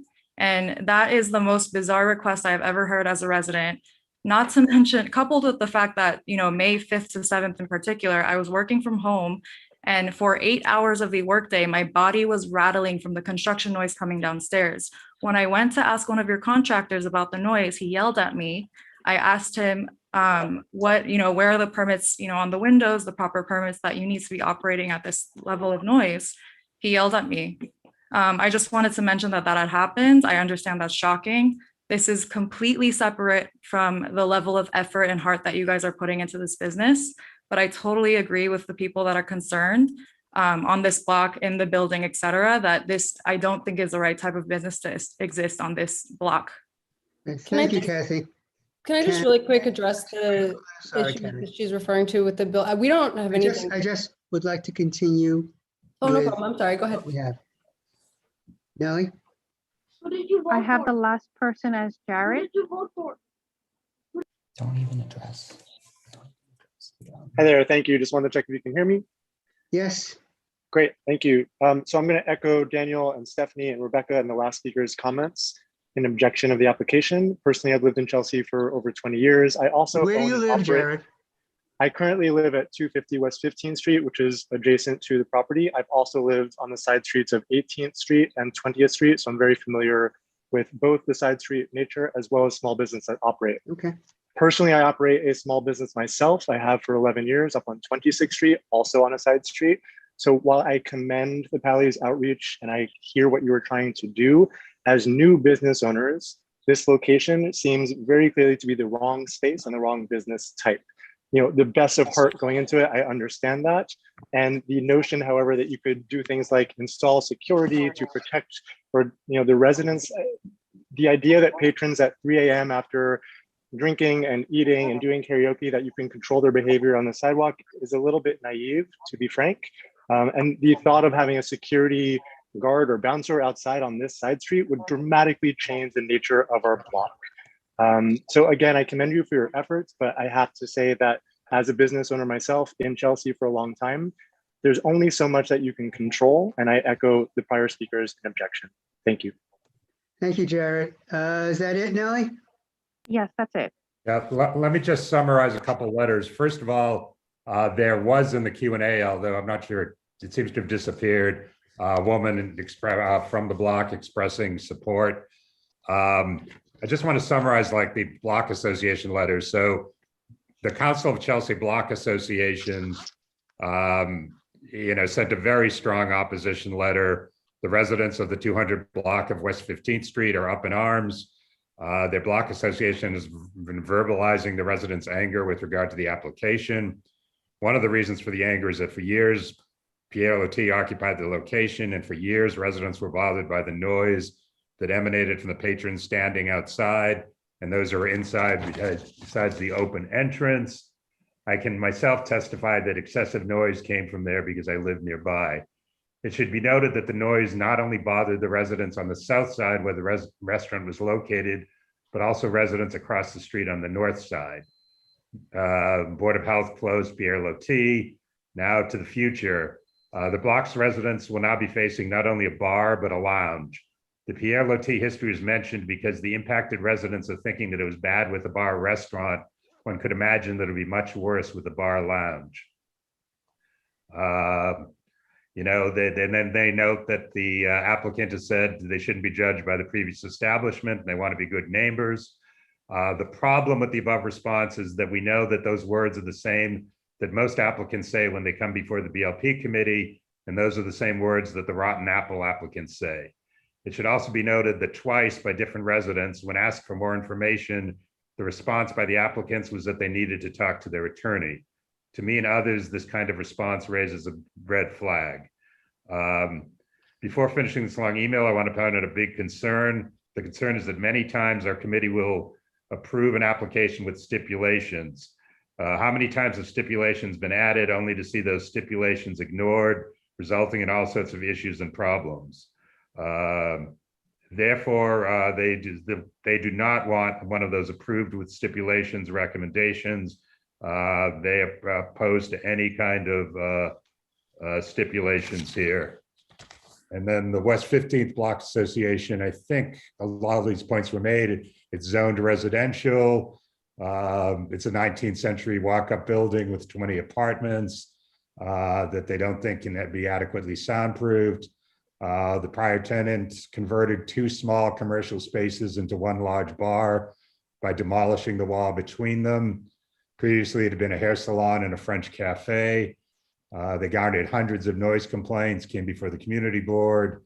There are 12 establishments within 500 feet. The applicants have never owned a bar before.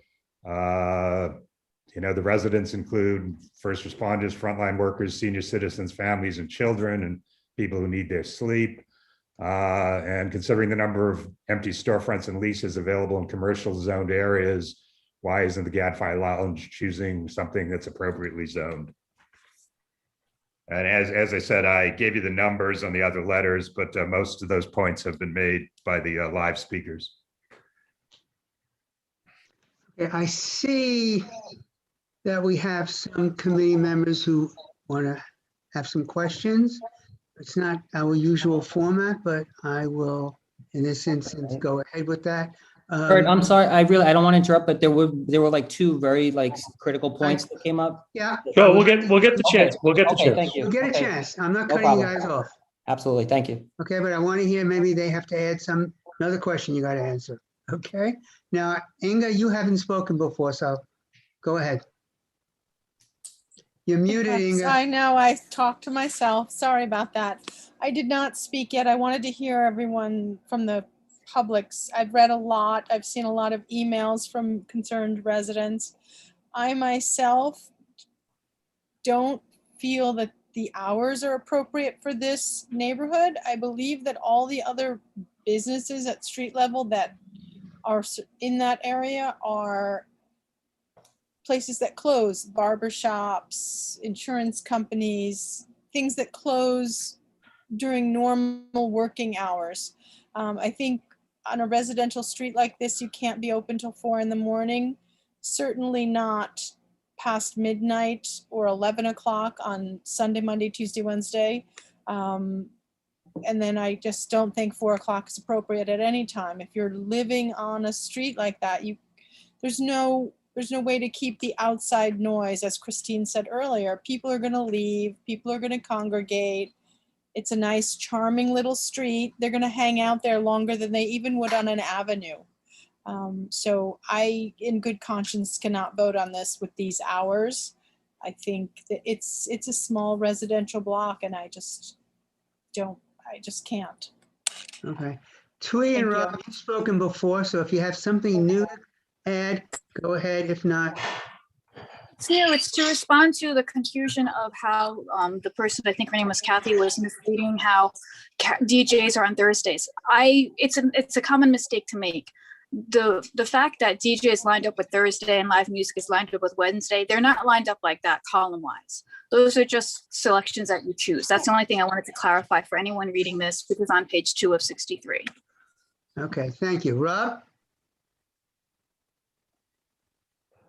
I was just going to echo what Inga said. Same here. Okay, thank you. Christine? I have a question. Somebody mentioned a sliding door. Is that just a fact? Is the door in the front sliding? What is it?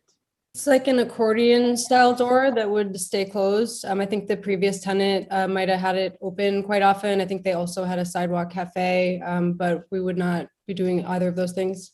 What do you mean by accordion? It's like doors, like French doors, I guess, but then it's like, They fold open to each side, so like it looks like 4 panels when they're closed, and then they open. They have the ability to open the whole front. You could, but that is not our intention at all, and that's again following Alan Feinstein's sound recommendation. We wouldn't be able to implement that with doing that and having music. Yeah. So I want to second what Inga was saying, which is, I don't think any hours after 11 o'clock is appropriate. And I think that the music types are not appropriate either, except for background music. Okay. Joseph, and would you like to, Pally's, answer some of the questions? And Yeah. I saw that Al has his hand up. So if you want to give some time to Al. Yeah, maybe we should, if I could just address one, just one of the. 9. It's 12 minutes to 9. We have other items on our agenda. Okay. So I'd like to I definitely want to hear, I definitely am dying for you guys to hear from Al. And just, if I could only answer one more question, but I know there were a couple that Pick the one that we you hadn't think is addressed. most important to The answer. most important is the one, like the personal accusation that me or our representatives were rude in any way to any neighbors. That could not be farther from the truth. If anybody was, somebody cleaning up, whether in the space or out front, it was certainly not myself. And we don't have any employees other than, a contractor who was, cleaning up. And, I can promise you that anyone who's doing contract work for cleanup, for example, and demo will have absolutely nothing to do with the bar when we open, and we would never hire anyone like that. And if we found someone like that, they would not last with us.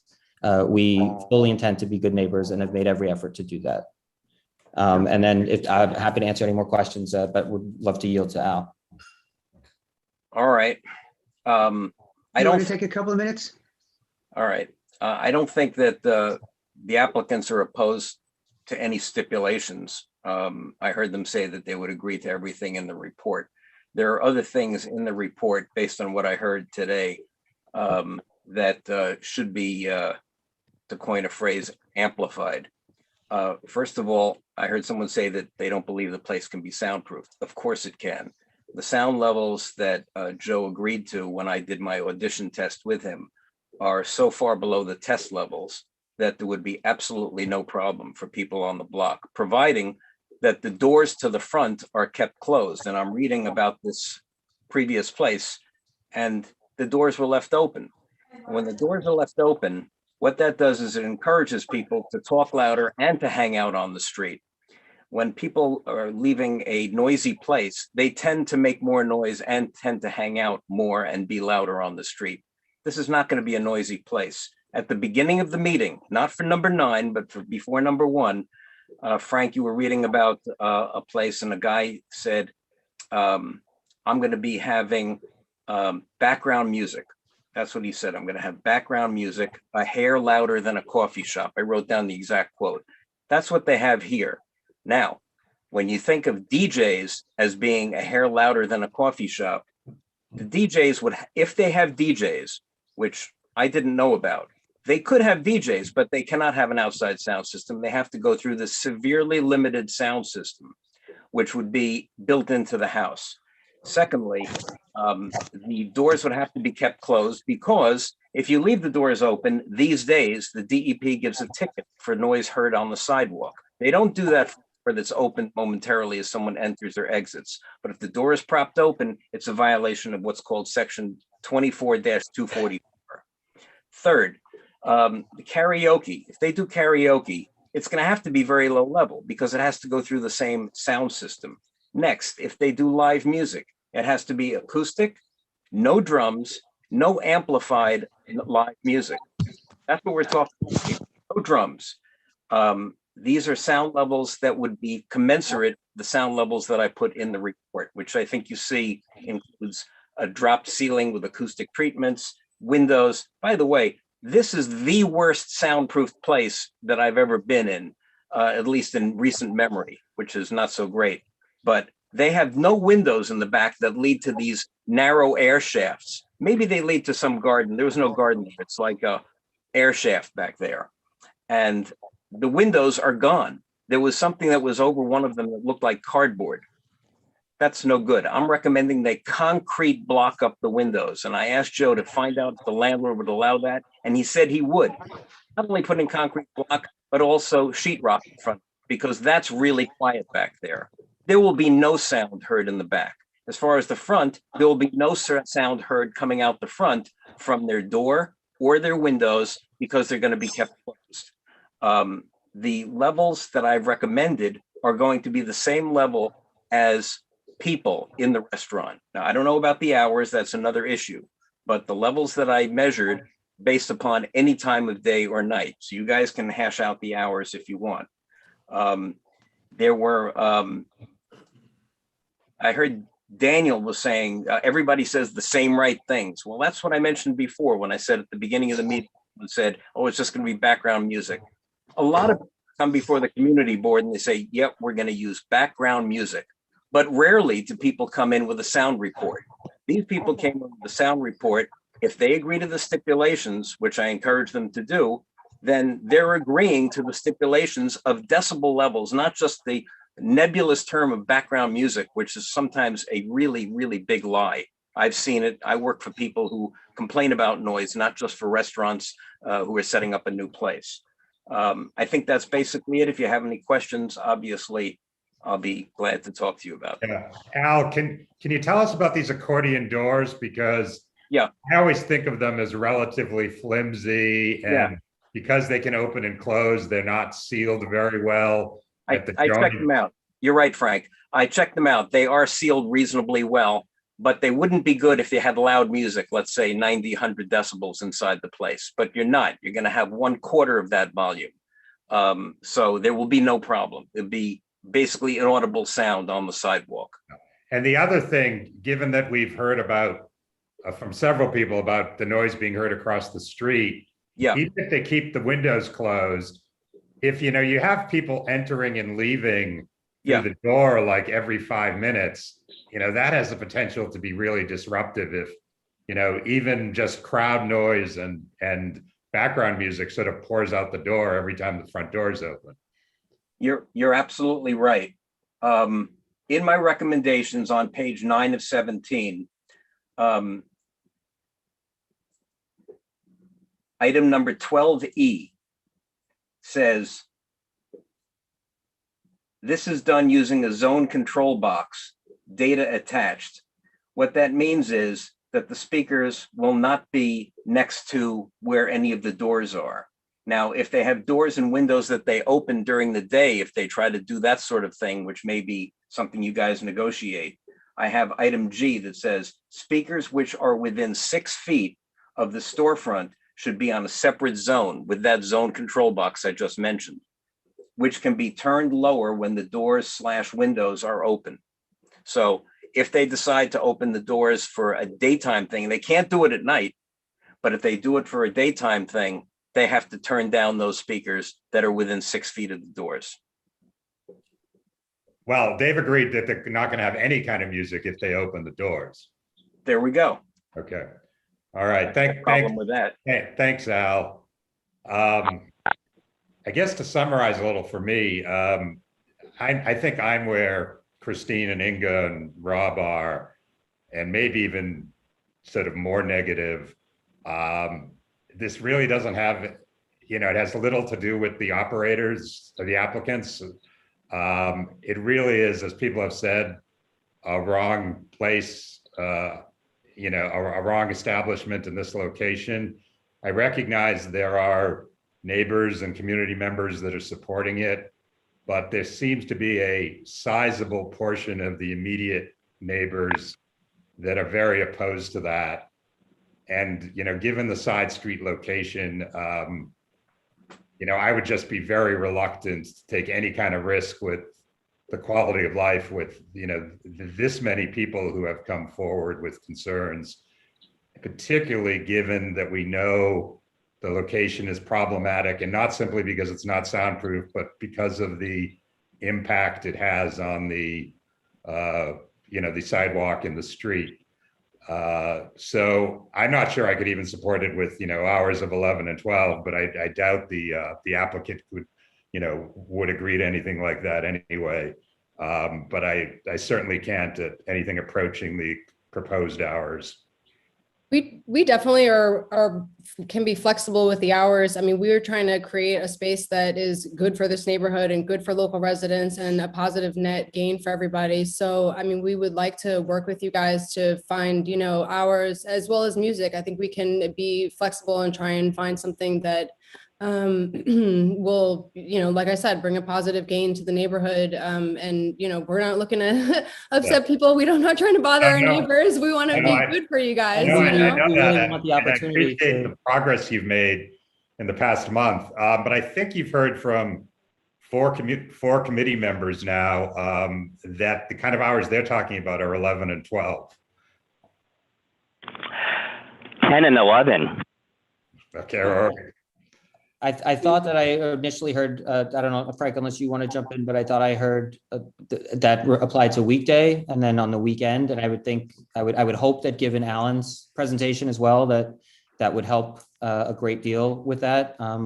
Putting 4 a.m. aside, I thought that I heard something more like 12 and 2, that we would certainly, along with stipulations about the music and the different events that we listed, also being flexible. Before we go there, I just want to clear one thing up. I've been texting with Sal from All Seasons Security, and he is suggesting something they start implementing in a lot of smaller places on side streets, where we limit the number of people who exit at the end of the evening. You limit it to either 6 or 8 people at a time, which allows our security people to put people into cabs, or in this instance, move them out onto 8th Avenue. The goal here is to prevent people from being loud on 15th Street at an early part of the morning. Additionally, he says that's what's working right now.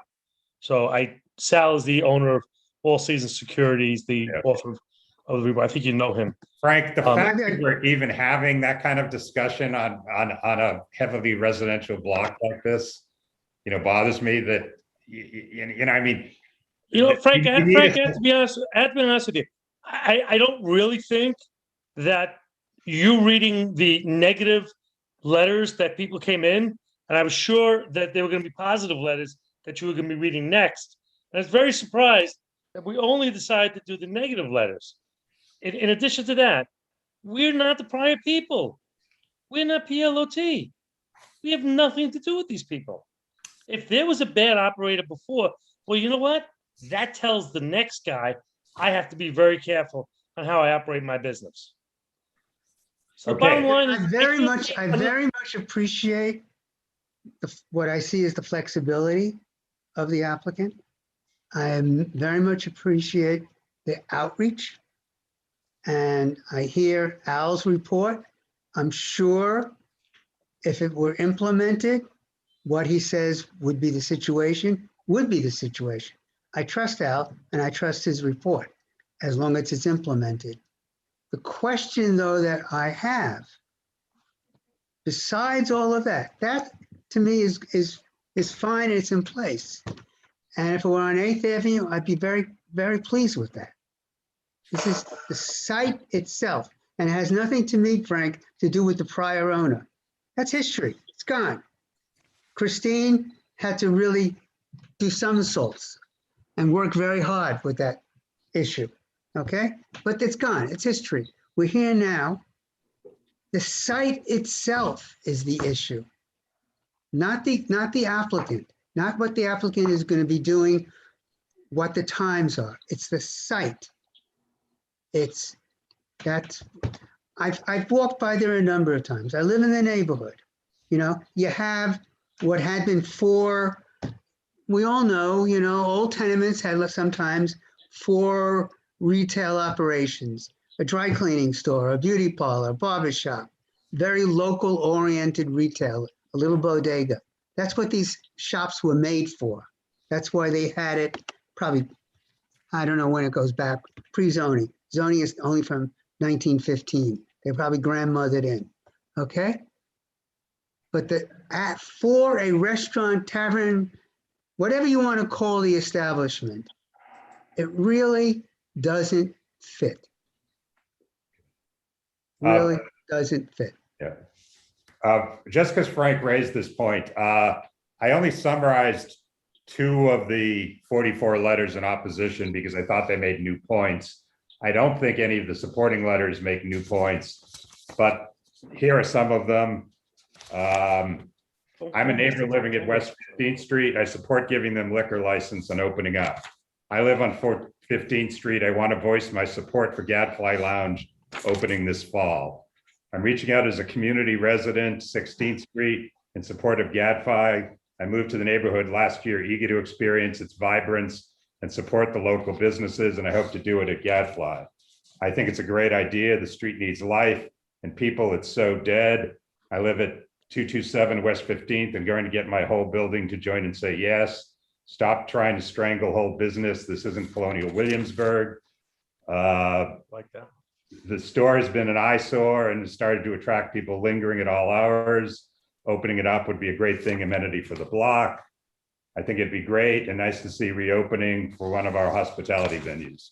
So I apologize, but there did not seem to be substantive new points that were made in those, but there's a summary. First reference to Colonial Williamsburg, right? That is true, but I didn't think you'd want that read. Guys, we want this to work. So, Kara, what do you have in mind? How about if we remove the DJ and karaoke music, options, and have a midnight closing on weekdays, a 2 a.m. closing on weekends, which would be Thursday, Friday, Saturday. And of course, implementing all of the soundproofing Absolutely. above and beyond. And stopping the live music at what time, Joe? 10 p.m. What do you recommend, Frank? We're 10 extremely p.m. flexible. 10 p.m. is reasonable. 10 p.m. Absolutely. And live music would also be limited to sort of acoustic stuff or something? Yes. Mm-hmm. And we'd also agree to a certain number per month, which is what we and initially a said. certain number of players, like not more than four performers or Yeah, something. I would say even It could three. be less than that. I mean, it's not. It's a small space. So there's only so much There's we really could do, even if we wanted. exactly. I mean, what I mentioned was what I would typically imagine would be a one guitar player. It'd be Yeah. nice to have the option, perhaps 2 or 3, but that's what I'm picturing in the space. Yeah. But I don't think 2 a.m. is. Yeah, I don't. Wait, hold on, guys. We have 4 committee members, one of whom hasn't spoken, and I'd like this to be the last round of committee members. Sabrina, you haven't spoken. Yeah, I'll be brief. I'm just curious why not changing the location? Honestly, we're invested financially in this location. And emotionally. Yeah, emotionally, sure, but financially, really, we did not anticipate this being an issue. This location was previously licensed twice for 2 former restaurants that had liquor licenses. So it just kind of came as a surprise to us to get this much pushback from the community. We're looking to bring a low-key place. This is not a club. This is not anything dancing. I mean, this is like a laid-back bar with a big menu of food. We want to bring people in for food. So, I mean, I hope that answers your question. Christine, and then Inga, and then Rob. I was saying that I think we're on the right track, but 2 a.m. is not the answer for the week. For the weekend, could be midnight, and I mean, once you have proven yourself, you can always come back to the committee and say, look, everybody loves you and you have all support. It doesn't have to be forever. But I think as a first step to get everybody comfortable again, agreeing to 11 or 12 would be the right hours for this location, because that's the way it was before. Inga? I'm basically, Christine just said what was in my head, so I'm going to agree with that. It's the hours on a residential street. I work during the day, I work full time. What if you have children? You want to go home and go to sleep at 11 or 10 or 9. So 11 and 12 would be it for me. I think later you might go to 1 on a Friday, Saturday night, which wouldn't be bad. But when people have to work, and go to school, go to work, they have to sleep, and you can't be up every night till 12 because it's just not right on a residential street. I mean, I think that's the biggest thing for me. Okay, Rob, is your Thank hand you. up because you didn't put it down, or you want to say? No. Basically, I'm echoing what everyone just said. I agree. Prove yourself. Personally, I would like to see a 10 and 11. I believe 11 was the weekend close time for that space prior, but do it for 6 months to a year. Come back to us. You're a good neighbor. It'll show. It'll reflect. No complaints. We'll be happy to bump it up. But just prove yourself.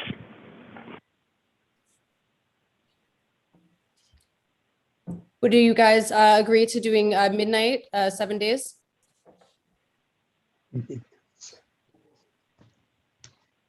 Weekends.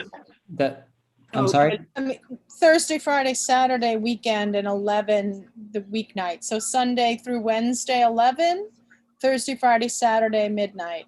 And then we can revisit, like you said, after we've proven that we're Of good course. neighbors. Not after And if you- 1 week, right? Right, But after, a track record, a year or so, because we want to go. And if you have good food and you're quiet, neighbors will go. So you'll survive. Sure, maybe in 6 months, we could come back to you and take a look at how things are going. you can come anytime. We don't control that. The SLA says you can come anytime, but you need to have enough time that you have built the trust. Of course. Right? So it's not that coming in front of us is not the name of the game. The name of the game is having built the trust, and the people across the street are going to say, no, they're fine. We don't have a problem. And the block associations reevaluate their positions. And it also depends what time period, because things are much quieter in the winter than they are in the summer. So I don't know when you're going to open, but if if your opening were delayed to the fall, I think people would want to see how you operate, during the warm weather season.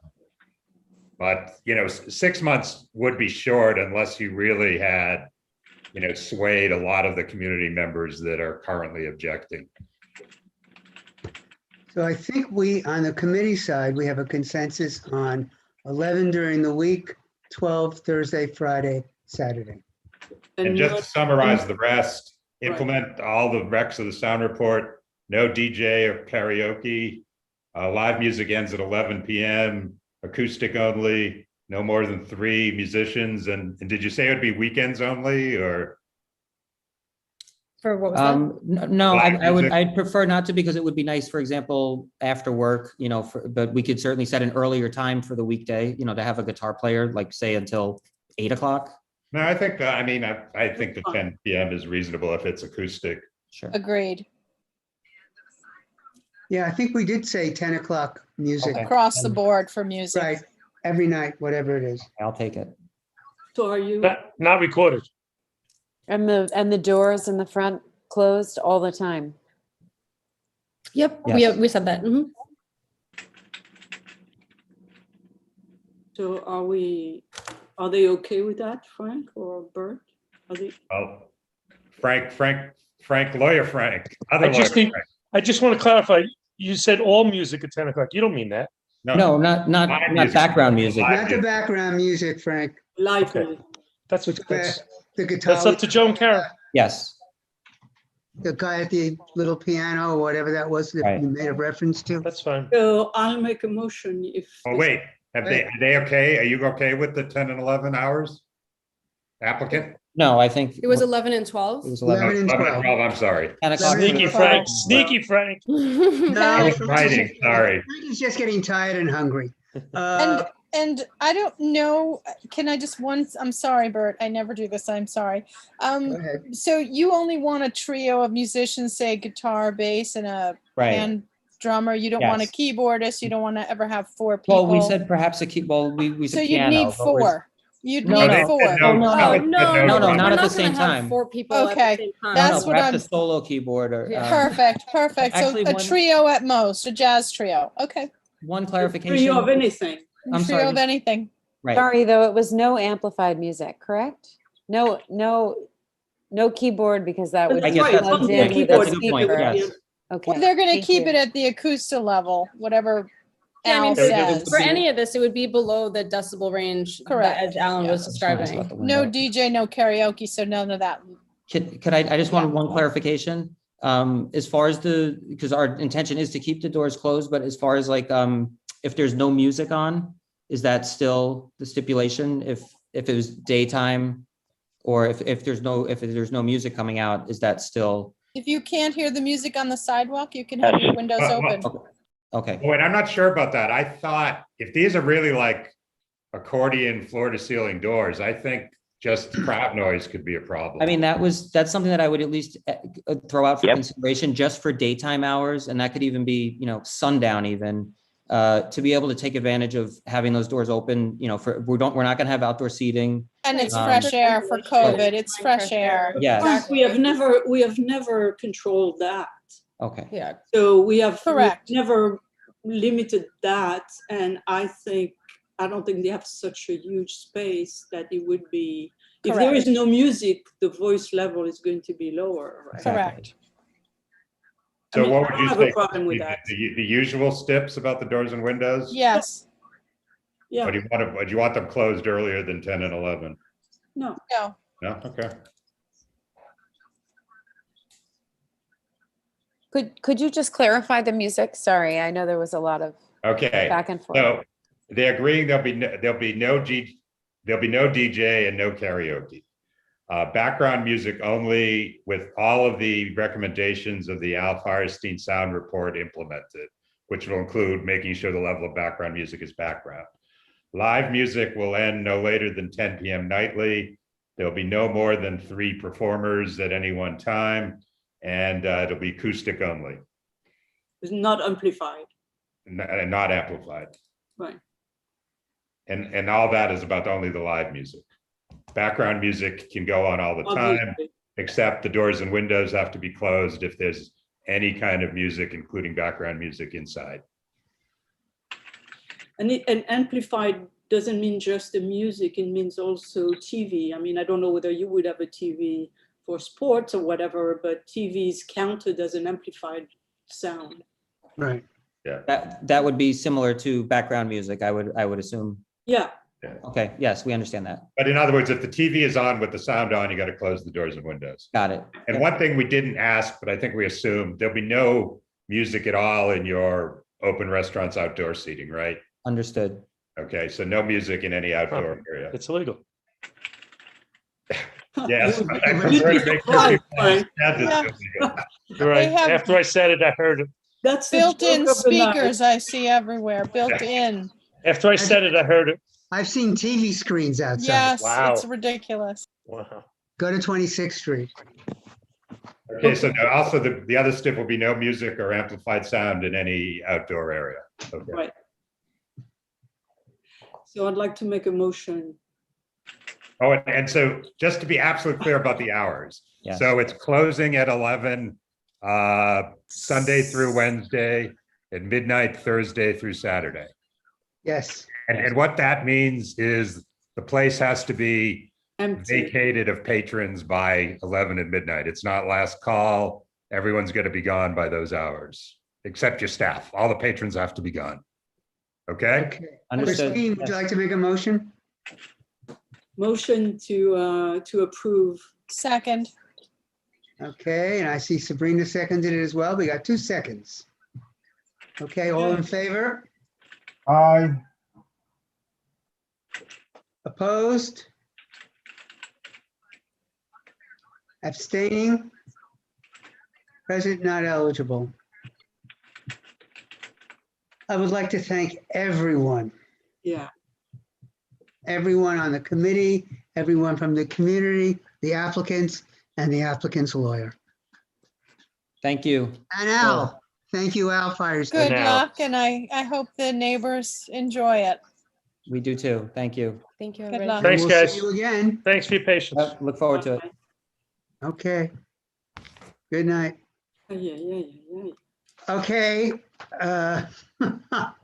We have 4 more items on the agenda, and I hope the applicants are still here. They haven't disappeared.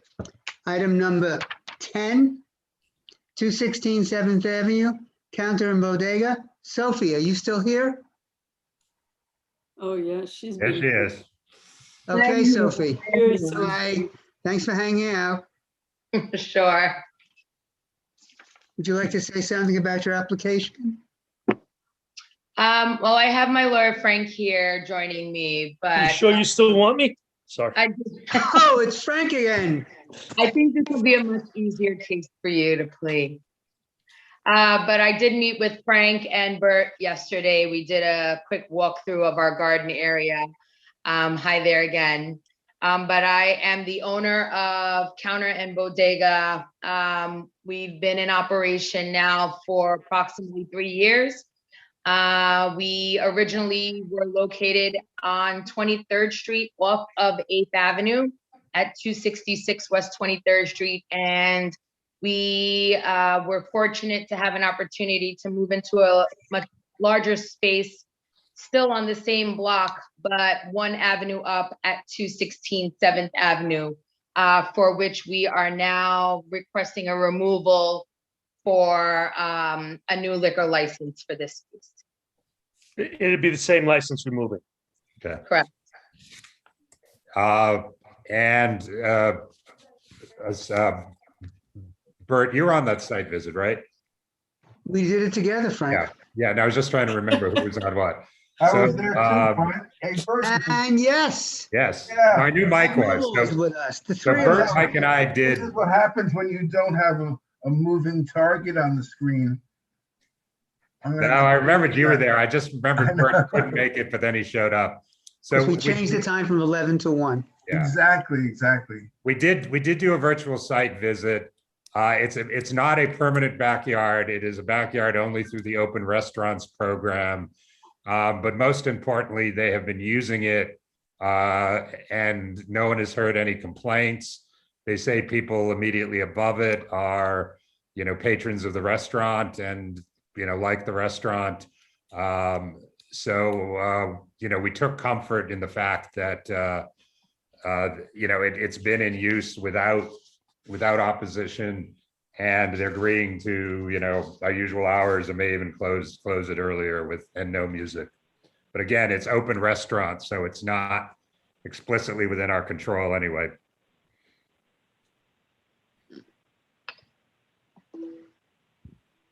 So are you suggesting that when we approve that as a temporary measure, not as Yes, a I believe we talked about this with the applicant. I believe the applicant will agree that the application doesn't extend to any permanent outdoor space or sidewalk cafe, that it is only for purposes of open restaurants. Got it. And you can come back, Sophie, if you ever want to make it permanent, but at the moment, Right, that's my understanding. it's just as long as open restaurants continues. Okay. Questions from the committee? Good. Entry. I have just a comment more than a question. I do not have this application. It was not in the folder online. So Yes, it was.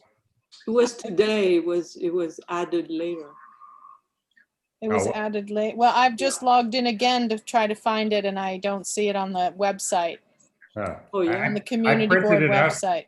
I printed it out from there like around 11 o'clock this morning. So maybe it disappeared. It's the one that's appears sideways. Interesting. I don't see it. I'm on the 216 7th Ave. Yeah, I don't see it, but I don't know why. Okay. I'll listen. Tweet. This is a rare pleasure where this month and last month I am talking about places near where I live. And my comment is that Counter and Bodega is a really great space. Back when it was on 23rd Street, it was a great space. And just to note that this is on the avenue, so it's not a side street, so to speak, even though 23rd is a two-way street. But I would approve this application. Thank you. Any other committee people? Inga, I send it to you. Okay, Nellie, you're back. Do we have anybody from the community? I have one hand raised. Gail Fox. Yeah. And Inga, I'm looking in the Dropbox there. It is there. It's like the third one after the agenda. I know, I found it. I had it. Well, you never know. But she went to the desk I went to the website and I be linked on the website to the It's I'm not sorry. on the website. I was using the link Nellie sent us. Yeah, Okay. but I'm like, I go through the website and so yes. Okay. public can't see it, obviously, if they're going to the website. So it's not on the website. That was just a mistake. Yeah. What's not on the website? I'm sorry. The 216? 216 7th Avenue. Okay, I will take a look. I'm sorry. That's okay. Thank you. Thanks, Uh, Christine. I got it.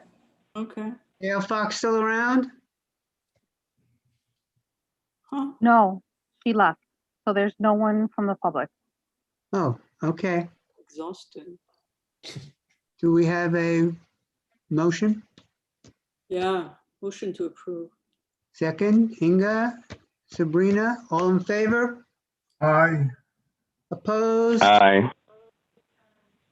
Abstaining, present not eligible. See, Frank, you didn't have to talk very much this time. Don't mention that. Sophia mentioned it.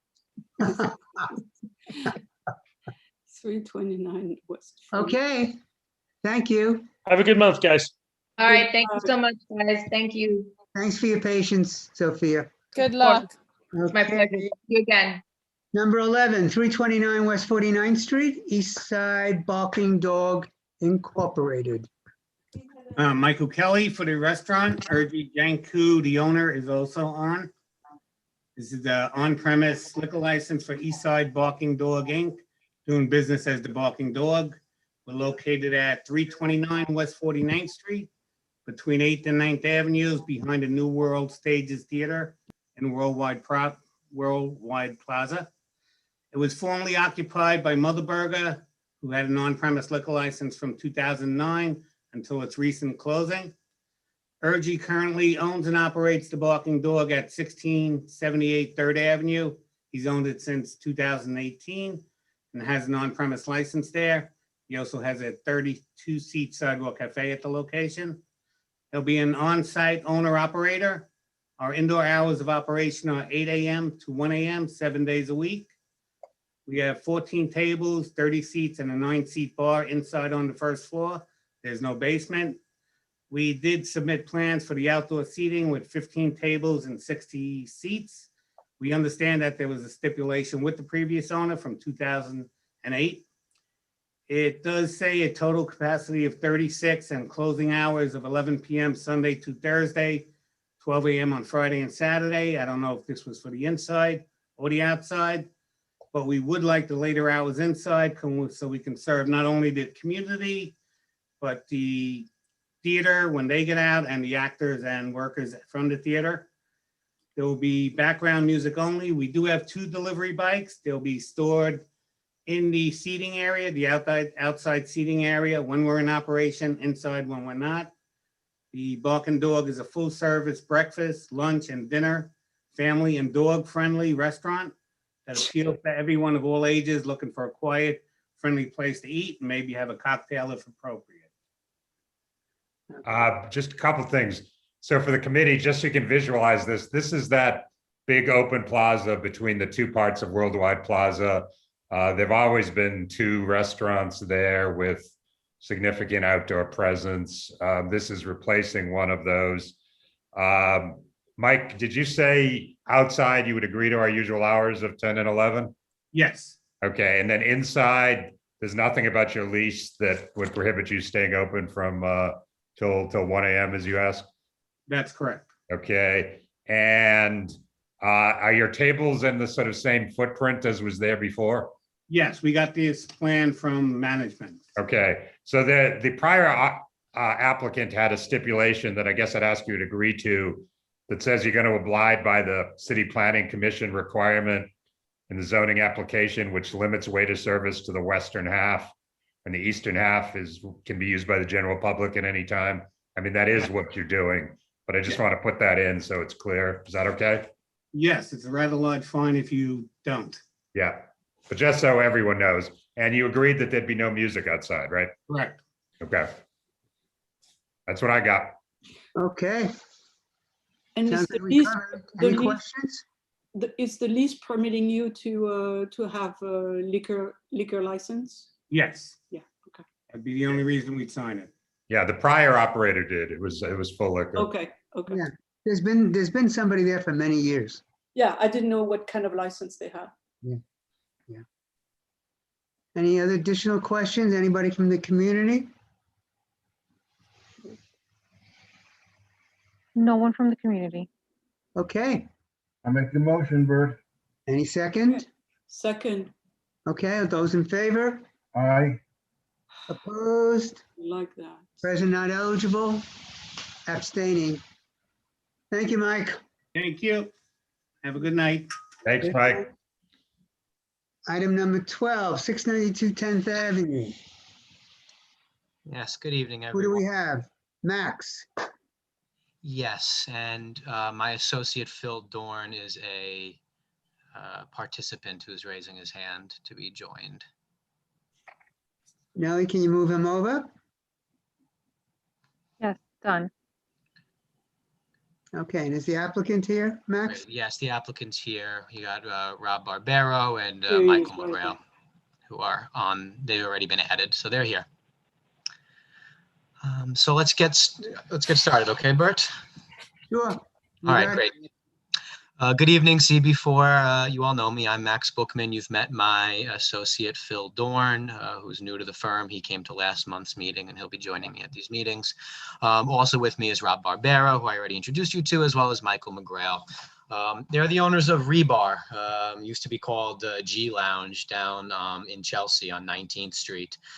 They've been in your community since 1996, operating that business. There's 3 other owners as well who are not on the call. One of them lives on 43rd and 9th, which is where we are expanding to. So this is a new location for a new Rebar. The one on 19th Street that's been there since 96 is not closing, but they are expanding. And so this location is, as you like to see, on the avenue. It's 10th Avenue. Between 48th and 49th Street. It's right across the street from that empty lot that's been empty for many, many years, diagonal from the Skyline Hotel.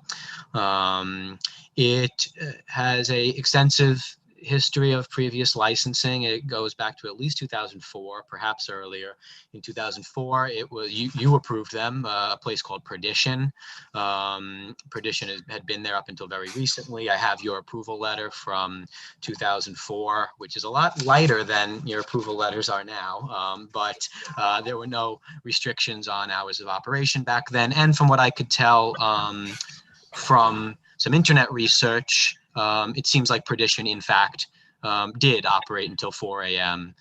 Most, if not all, nights a week. Those were their posted hours of operation that are still on the internet. They also had DJs and live music. We did speak with an attorney at the State Liquor Authority who confirmed to us that despite those hours of operation and that method of operation, the Liquor Authority has no record of any negative history, any disciplinary violations for that premises, which we thought was good. Same Rebar concept at this new location, replacing Perdition. It's not disrupting the status quo in terms of method of operation, because this is one that's been here on this avenue for some time, and in some ways it's better. They're only, instead of 4 a.m. 7 nights a week, and as I said, it looked like that's how Perdition in fact operated. Tonight's applicants are only looking for 2 a.m. Sunday to Wednesday. They do want the 4 a.m. Thursday through Saturday. Music will primarily be recorded, but there will be DJ on the weekends as well as occasional live jazz. No dancing, no promoters, no outdoor space, including no sidewalk space, no deliveries, no operable windows. Yes, soundproofing. Soundproofing was one of the steps in 04, and it looks like Perdition kept to that promise, and they installed some really excellent soundproofing, which they maintained over the years. We had a certified sound engineer come and do an evaluation, and he said there's nothing else that he could add to the soundproofing environment. It was really already just maxed out. They have multiple layers of sound board and other soundproofing measures as well. So with all of that said, we're happy to answer any questions that the committee may have. Okay.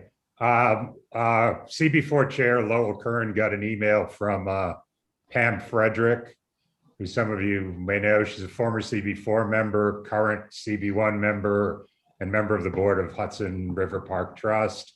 She says a longtime friend of mine who owns a bar in Chelsea is applying for a liquor license. His name is Bob Barbero. He owns a G in Chelsea, and he's taken the lease at the former Perdition. He is top notch in terms of owners, and his business partner for decades, 3 different locations in Chelsea, starting in the 80s. Was the former CB4 Quality of Life Chair. And Lowell adds, I trust Pam totally, and if she says he's a good operator, I believe her.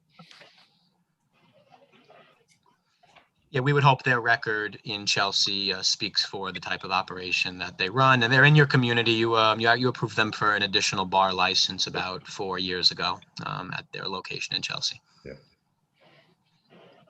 Any questions from committee members? Any chance during the wintertime you're going to have a storm door on front? No storm door, Rob. Cool beans. It says a canopy. Does that make sense? Does We it mean did circle yes to an awning. awning, right? Not a canopy. So we need to fix that. Yeah, we'll change that answer. A canopy of those things that like apartment buildings have with the go across the sidewalk to the street with the posts at the curb. Oh, no, we're not gonna have that. No. Yeah, okay. Just a terminology issue. Yeah, we need to clarify. Yeah, I'll also make that change, okay? We'll make the change. Now, is there anybody from the community? Yes, I have one person with their hand raised. Killian? Hey guys, how are you doing? Okay. Cool. Yeah, I've been listening in actually the whole time. It was very interesting. Also, conversation we had before. Yeah, I'm actually only have two questions, namely regarding whether or not there's going to be food, and whether or not there's going to be any soundproofing to the vents. That's basically the two things. I actually live right on top of you, on top of the bar, and I'm really excited that you guys are gonna go in there. I go to Rebar very often, so I'm very excited about that. Killian, had you lived there when Perdition was there or any prior operator? No, I was not. That's why it's good to hear that they're soundproofing. Okay. Yeah, I just didn't know if you had problems with the soundproofing that's in place, but you weren't there. I wasn't there exactly. And I mean, I knew when I moved in that there was a bar and there's something new coming in, but it would be also on me. I just don't want to move again if it gets too loud. And the thing is, I have the vents, I guess, from the kitchen are like on my patio, and which is totally fine. But like, if you guys have food, to add like a filter in there to get out the food smells and also soundproof the vents if there's any sound coming through. Would you like me to respond to that, Frank and Bert? Yes, please. Yeah, thanks, Killian. And Bob and Michael are here, and so they're going to want to meet you because the type of operators that they are is they take their neighbors' concerns really seriously. That's their record in Chelsea. But to your questions, number one, it's not a restaurant, so they are required by law to have food, and they will have food, but it's not like they're going to be cooking, 3-course meals. But any issues about food smells, I think they could easily address with you. And on the issue of soundproofing, they're not going to be putting any additional soundproofing in, but that's just because there's a significant amount of soundproofing there already. And so their sound engineer told them, there's really nothing else I could do for you guys just because of the serious amount. And that's because this committee in 2004 required the prior operator Perdition to put in all that soundproofing, and looks like they did a good job at doing it. Cool, thank you. Thanks. But Killian, if you reach out to the community board office tomorrow, we'll make sure you have the contact information for the operators so you can be in touch if you have any problems. I know them through hearsay. I have friends who are promoters, so. So you know how to reach them? Yeah. Okay. Okay. And actually, Killian, their emails are in the application form that's on the CB4 website right now, so you can get their emails directly there now. Okay, do I hear a motion? I'd like to make a motion. Second. All those in favor? Opposed? Present not eligible, abstaining. Okay. Good Right. luck, guys. Thank you very much, everybody. Thank you so much. Hanging out to the end. Have Now a good we get evening. our last. Number 13, Lucky 13, 401 9th Avenue. Aramark Services. Sounds like corporate. Yes. Hi, Bert. If I may begin. Hi.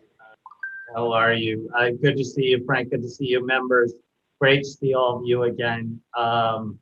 Thank you for the opportunity to speak here. Yeah, this is a catering application presented by Aramark Services. Let me back up for a second. Let me introduce myself here, getting ahead of myself. My name is Mastin Sansom. I'm a representative of the applicant, and I'm joined here by Ross Chasto, who should There he is, right there. And he's the general manager of the premises. Again, this is a catering establishment at 401 9th Ave. And really, this is intended, this begins on the 59th floor and then goes to the 67th floor. Thank you. And really, this is, I do want to point out one thing as I get into the details here. The hours of operation that were provided to you on the application, I would like to, if allowed, I'd like to make a change. It says 7 a.m. to 7 p.m. We'd like to change that to the closing to 10 p.m. Quite frankly, and Ross can talk more about it in a minute, I don't think there are going to be too many events that go that late. Maybe only a handful, but you know. Aston, if this is a catering license, I don't think anyone's going to have a problem with 10. Okay, great, thank you. And there are no outside areas, anything like that. Again, this is a corporate catering license in a high rise. What's the business? What's the underlying business that's? Accenture. Who is it? Accenture. Okay. Oh, Accenture, right? Okay. Yeah. Yep. Insurance. Consulting. No, consulting. Okay. One of the big eight. Don't you remember that? They are quite large. They're actually headquartered in Ireland. So this is, they've been consolidating all of their offices in Manhattan to this central building. So it's a brand new build, and they're occupying the top 9 floors of the building. So they're And they are really going to quite pay proud. taxes in the US, right? I believe they will be paying significant amount. If the IRS has Maybe anything to say about it, they certainly will. All right, I don't have anything more, Bert. Any questions from committee people? And I doubt if there's anybody from the community, Nellie, or am I wrong? No. No raised hands. Okay. Is that in the? Like to make a motion. Hold on one second. Is it that's in the Midtown West, right? In the. Hudson Yards, just on the periphery of Hudson Yards. But it's Brookfield, right? It Manhattan is a West. Brookfield property. Yes, Right, yes. right, right. Got That's it. Manhattan West. Right, got it. Yeah. Okay. Motion. Second. In favor? Yes. Aye. Opposed? Present not eligible? Abstaining. Okay. Okay. So thank you. Good luck. So Thank as I you so mentioned much. at the start, if any of the new CB4 members are still around and Excuse me, Frank, we're not finished. we're not. Take a deep breath. Everyone. Motion. Frank and Sophie have to come back. There have been some misunderstandings. Aye. Yeah, we haven't had enough for tonight. Frank, you identified this as open restaurant's backyard. Yeah. This premises was previously licensed when it was Zaraga. They had the backyard. Well, This is not open restaurants. This is we part of the covered premises. this twice. We covered this in the site visit and we covered it tonight. I don't know how this misunderstanding happened. I think Sophie misunderstood, and I wasn't present on the site visit. But I've physically been at the premises. It's part of the licensed premises. Well, it may have been in the past, but it's not how you presented it on the application either, I don't think. I think it is. Yeah, it says backyard and temporary COVID space. Backyard. What page is it on, Frank? 5 of 9.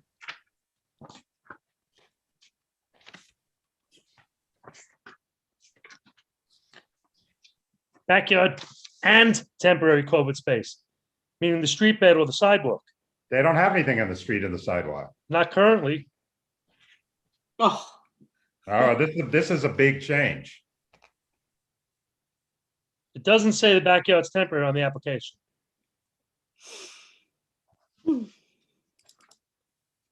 Well, I mean, you were here when we covered it just now. I didn't want to interrupt. I didn't want to contradict Sophie because she was on the visit with you. So I kept my mouth shut. But then afterwards, I asked Sophie, where did this come from? She didn't understand that this was being identified as. Sophie, are you on this thing? I am. I'm here. Okay. Yeah, that was in part my error, because when I heard COVID space, I was thinking of the front being the temporary cafe space, and the back, after consulting with Frank, he made it clear that that wasn't the case for the backyard. I wasn't clear on the logistics of the backyard being temporary. I Was don't know never what. temp- I It was don't know always what. used. Go ahead, sorry, Frank. Yeah, I don't know what Bert and Mike think. Because this is one of those spaces that abuts, like the sort of the internal courtyard of most of the block. But again, they've said they've had no complaints. But I was taking comfort in the fact that it was, only, going to be a year or two before they came back for a permanent space. Well, Frank, can I just ask you? I represented Zaraga, which is what it was before. They had the use. Did you guys have problems with that use? I don't know. We couldn't even find steps for them. There were steps. Yeah, well, the Place problem is wasn't there we're still that long. working. We're still working with what we can access electronically, and Nellie couldn't find anything for them, I don't believe. But what about complaints? Again, until we get our access to hard files, we're relying on our memories. They're in the middle of moving the office. And I'm sorry to interrupt. I just wanted to reiterate what we had discussed yesterday about me having been using the cafe in the back and not having any complaints in the last 3 months. And we also were implementing a curfew way earlier than what the open restaurant allows, which is a midnight curfew. We closed that back there at 9 p.m. And again, with no music. Also, anyone that's sitting in the back, just kind of emphasizing that, we want to respect our neighbors, and that the volume as far as voices and conversations should be kept to a minimum. And we would also. Sophie, can I just chime in a second? As I recall, when we did that site visit, you pointed out to us those few apartment buildings, I think to the west, right? Those were the only windows that we saw. And they're some distance away. And I forgot what you told us about them. I think she said that one of her customers lives in one of them. Yeah. But yeah, that's correct. The neighbors who are directly adjacent to our courtyard, west of the back patio, they are customers. They've been frequent customers of ours when we were located at 266 West 23rd Street. And so, they continue to appreciate the fact that we are being respectful, and that, we are, keeping in consideration the fact that they do have a family with children, and we close early, and we have not had any issues, since the time that we've been using that back patio. Yeah, so my thought as I was looking at it was that there aren't that many residential sight lines. Yeah, no, the issue, Mike, is that it's open to sort of I don't know what you want to call it, the hole in the donut, the shared backyards of the whole block. Yeah, the building to the right, to the north of them, is a small, what had been pre-pandemic, a small boutique hotel. Right, which exactly. Now it's not used, and it's what will happen, I don't know. So Bert, I don't know whether I'm missing something. We're talking about Zagara, right? We're talking about the place that replaced the guys. Right, but when I'm going to Zagara Steps, it was saying no rear yard use. Yeah, that's what I thought. That's how Nellie and I went down this COVID only rabbit hole. No, yeah, I mean that we have the document right in front of us. It says no rear yard use from 2013. So at this location, there was no license for the rear yard. Was there an alteration application afterwards? Because I think there was. We don't have that. I think because I know they were using it, and I can't tell you that I remember 8 years ago. Yeah, Nellie, were there any other steps you found? No, what I sent was what I found. Okay. And again, I don't know what the stipulations were for Zagara, but I do know that when we moved in, there were a few tables, and in fact, some sun umbrellas in the backyard. Well, but they may have been using it without serving liquor. which you can That's do. understood. I mean, you know, you can do. Yeah, but I mean, without you don't complaint too. You don't have to get any approval to do that. So I'm just trying to figure the facts. We're willing to stipulate to the BLP guidelines for the outdoor use. And Absolutely. Sophie would never do anything other than that.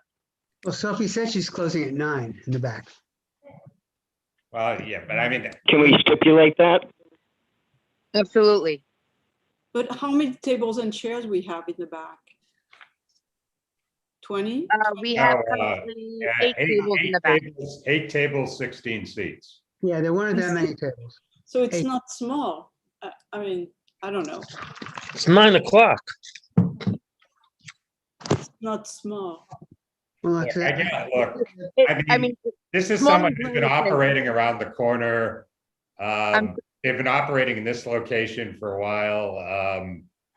You know, I don't like the idea of it, but if we're gonna like take a flyer on anybody doing it, you know, I'd sort of be comfortable here. And admittedly, there's no one here expressing concerns about it. This is not like, I just want to get this clear. This is not a backyard space where you have buildings immediately behind it, immediately surrounding it, windows looking right into it. No, this is not that kind of space. It's actually, if you're looking directly west, it's like what Frank described, the donut in the middle of the block. Okay, and to the north of them is the hotel. Then there's a mid-rise 1920s building, goes up maybe about 18, 20 stories. And then you have the Chelsea Hotel after them. I'm just going to rely on what you three guys have visited. Whatever you want to do, I'll go with you. No, I'm comfortable with it, Bert. Same. Townhouses, I'm comfortable. Same. And do we want them to agree to close and vacate the yard by 9, or are we okay with 10 and 11? Sophie's agreed to that. That's what she says. She's operating. 9. Okay. Yeah, I'm totally fine with 9 PM. I wouldn't extend it any further as far as the time goes. Okay, so we'll say I think the 9 is reasonable. Okay, so we'll say the rear yard will be closed and vacated of patrons no later than 9 PM nightly. Right. Okay.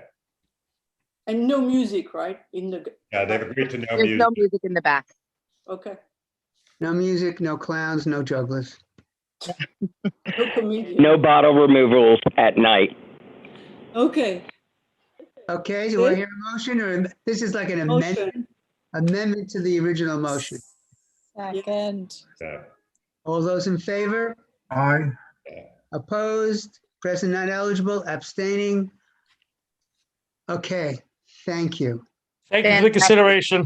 Have a good month, guys. All right. So no, wait, before we do that, and no one else has to stay around. Nellie, if any of the new CB4 members are around and have any energy and have questions about what we covered or questions about the committee, I'm happy to stay on a bit and answer them. Just raise your hand if you want to get moved over to the main meeting. Okay, I'm leaving, guys. Bye-bye. Yes, good night, everybody. Everyone have a good summer. Yeah. Yes. All right, we're gonna see you in July. We're gonna see you in July, Rob. Sorry. We don't have a good summer. We go all summer. Good night. No. I mean, just like Pride Month and that whole kind of thing. Giving you a hard time, Rob. Thank you for the